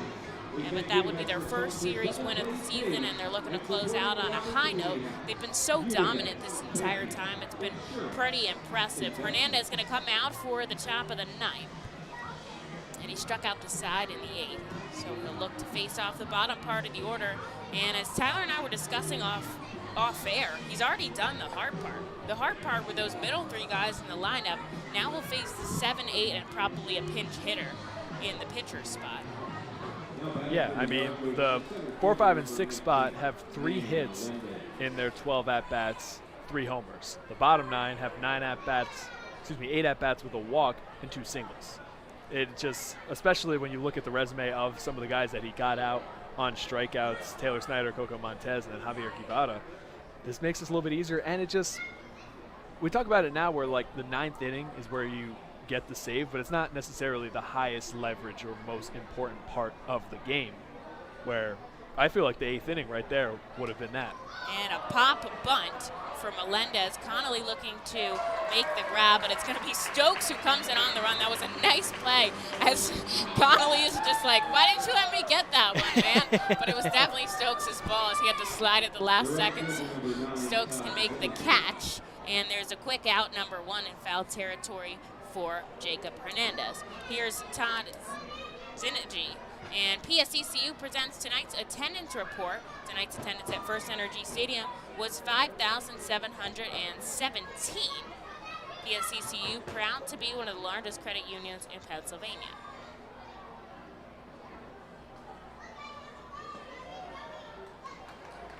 First offering a strike.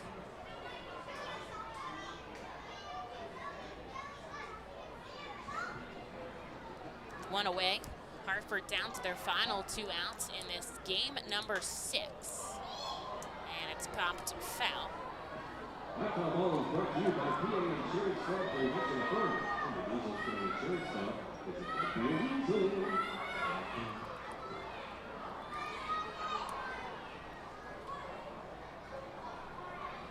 a Infield back deep, outfield is as well now with the wind blowing. But Hernandez got the count to 0-2. And he checked his swing. He didn't go this time. See, that time Connolly popped up and pointed. Maybe it's just the significance of that call. Right there, That's 9th true, inning. that's true. It deserves a stand-up and a point. The pop and point. After this, the Fightins travel to Harrisburg to take on the Senators for a 6-game set. Then they return home June 22nd through the 27th to face the Binghamton Rumble Ponies. That's the Mets affiliate. So we hope you join at the ballpark. Check out our website. We're going to post the promotions for the next homestand shortly, but you can already grab those Mega Blast and Fireworks nights up on our website. And it's a full count now as Zinergy has worked back from an 0-2. And there's already one out here in the top of the 9th.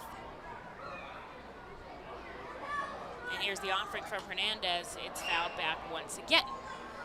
The affiliates for Phillies having a good day. The Phillies took the Yankees 7-0 during a Sunday matinee day game.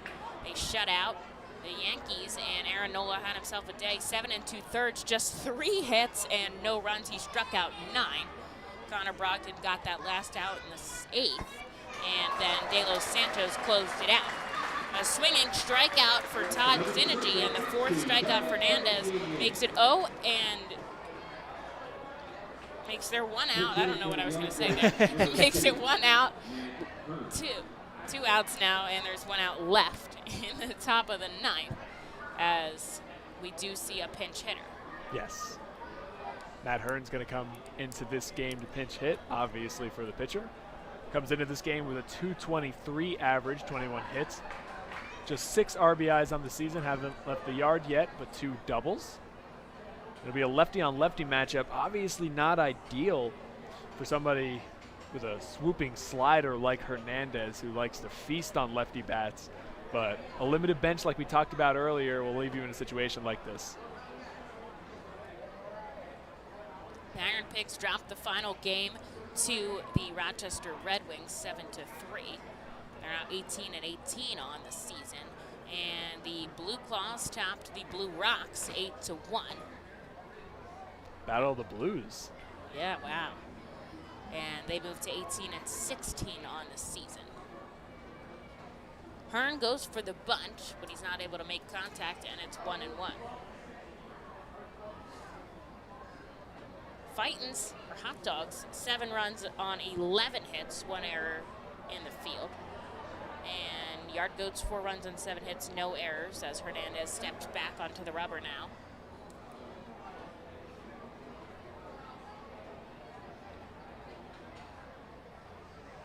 And the offering upstairs, so it's 2-1.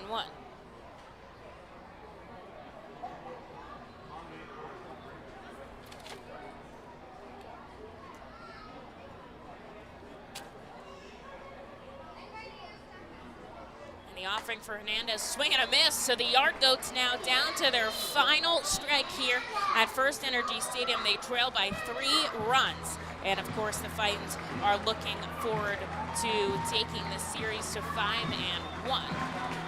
over the Rockies affiliate. Should be a big way to end the series before you go on a road trip close to home. And here's the offering for Hernandez, swing and a miss. He gets his 5th strikeout and ends the game 7-4. The Fightins have done it here. They've taken the series. It's 5-1 over the Yard Goats, and they win 7-4 here in this contest. Do you want to do a post?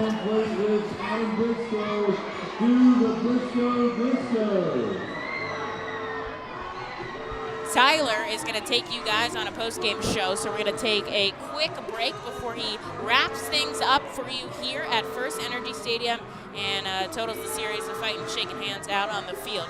Just give us one moment before then. Baseball Town Charities is a non-profit 501c3 charitable organization founded to keep baseball alive in Reading, so youngsters can benefit from the many life lessons the game teaches. Baseball Town Charities currently supports kids and adults with mental and physical disabilities throughout the Baseball Dream League. Baseball Town Charity also supports inner-city baseball development through the Rip It for Life program, which provides growth both on and off the baseball field. For more information, please visit baseballtown.org.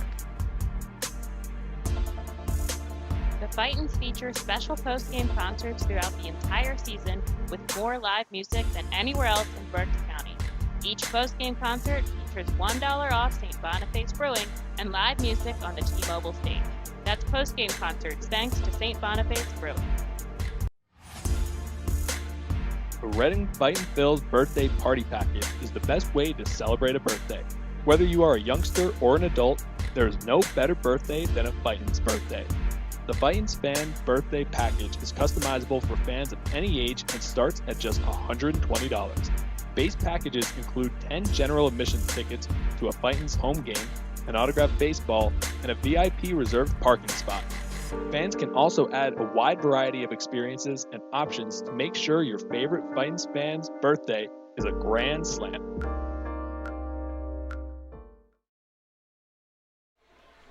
So that'll do it here at FirstEnergy Stadium. You're our Phils, the Hot Dogs of today, win 5 of 6 in this series, 6 of their last 7.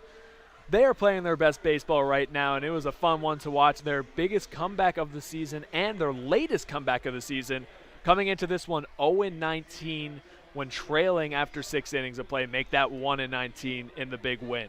We'll take you through it quickly if you missed any parts.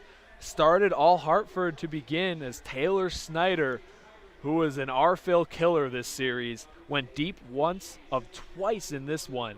Went deep in the second inning for a solo shot, just a little porch job to right field near our pools to make it 1-0 off of Mark Appel.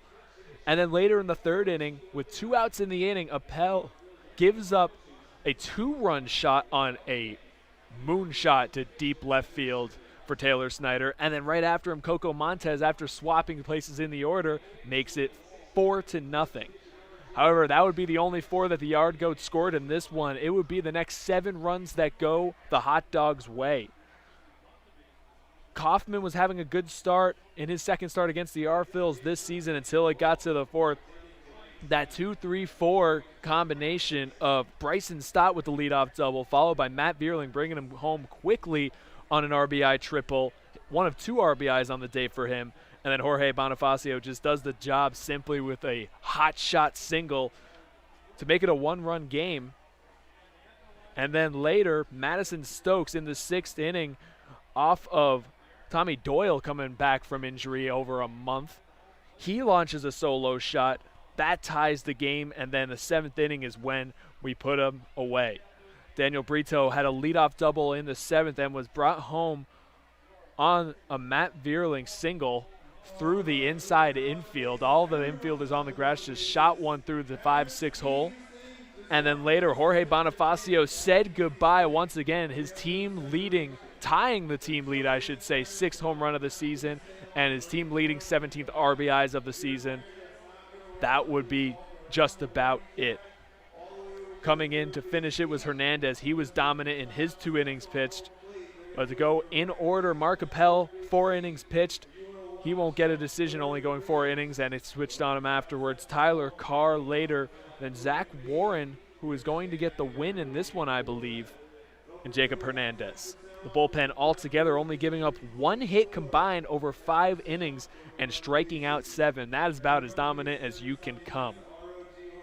So that's going to do it for the Savage 69 Auto Group's radio station sponsoring the R-Phils. We want to thank them and thank all of you for listening to us for a great game.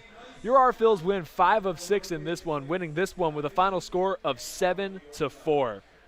We thank you so much for listening to us, and we will be back here on the radio waves Tuesday. We have an off day Monday. We come back Tuesday for that series against Harrisburg, the Washington Nationals affiliates. For Emily Messina, Tyler Small, and all of us here at the Reading Fightin' Phils, we thank you and say have a great night.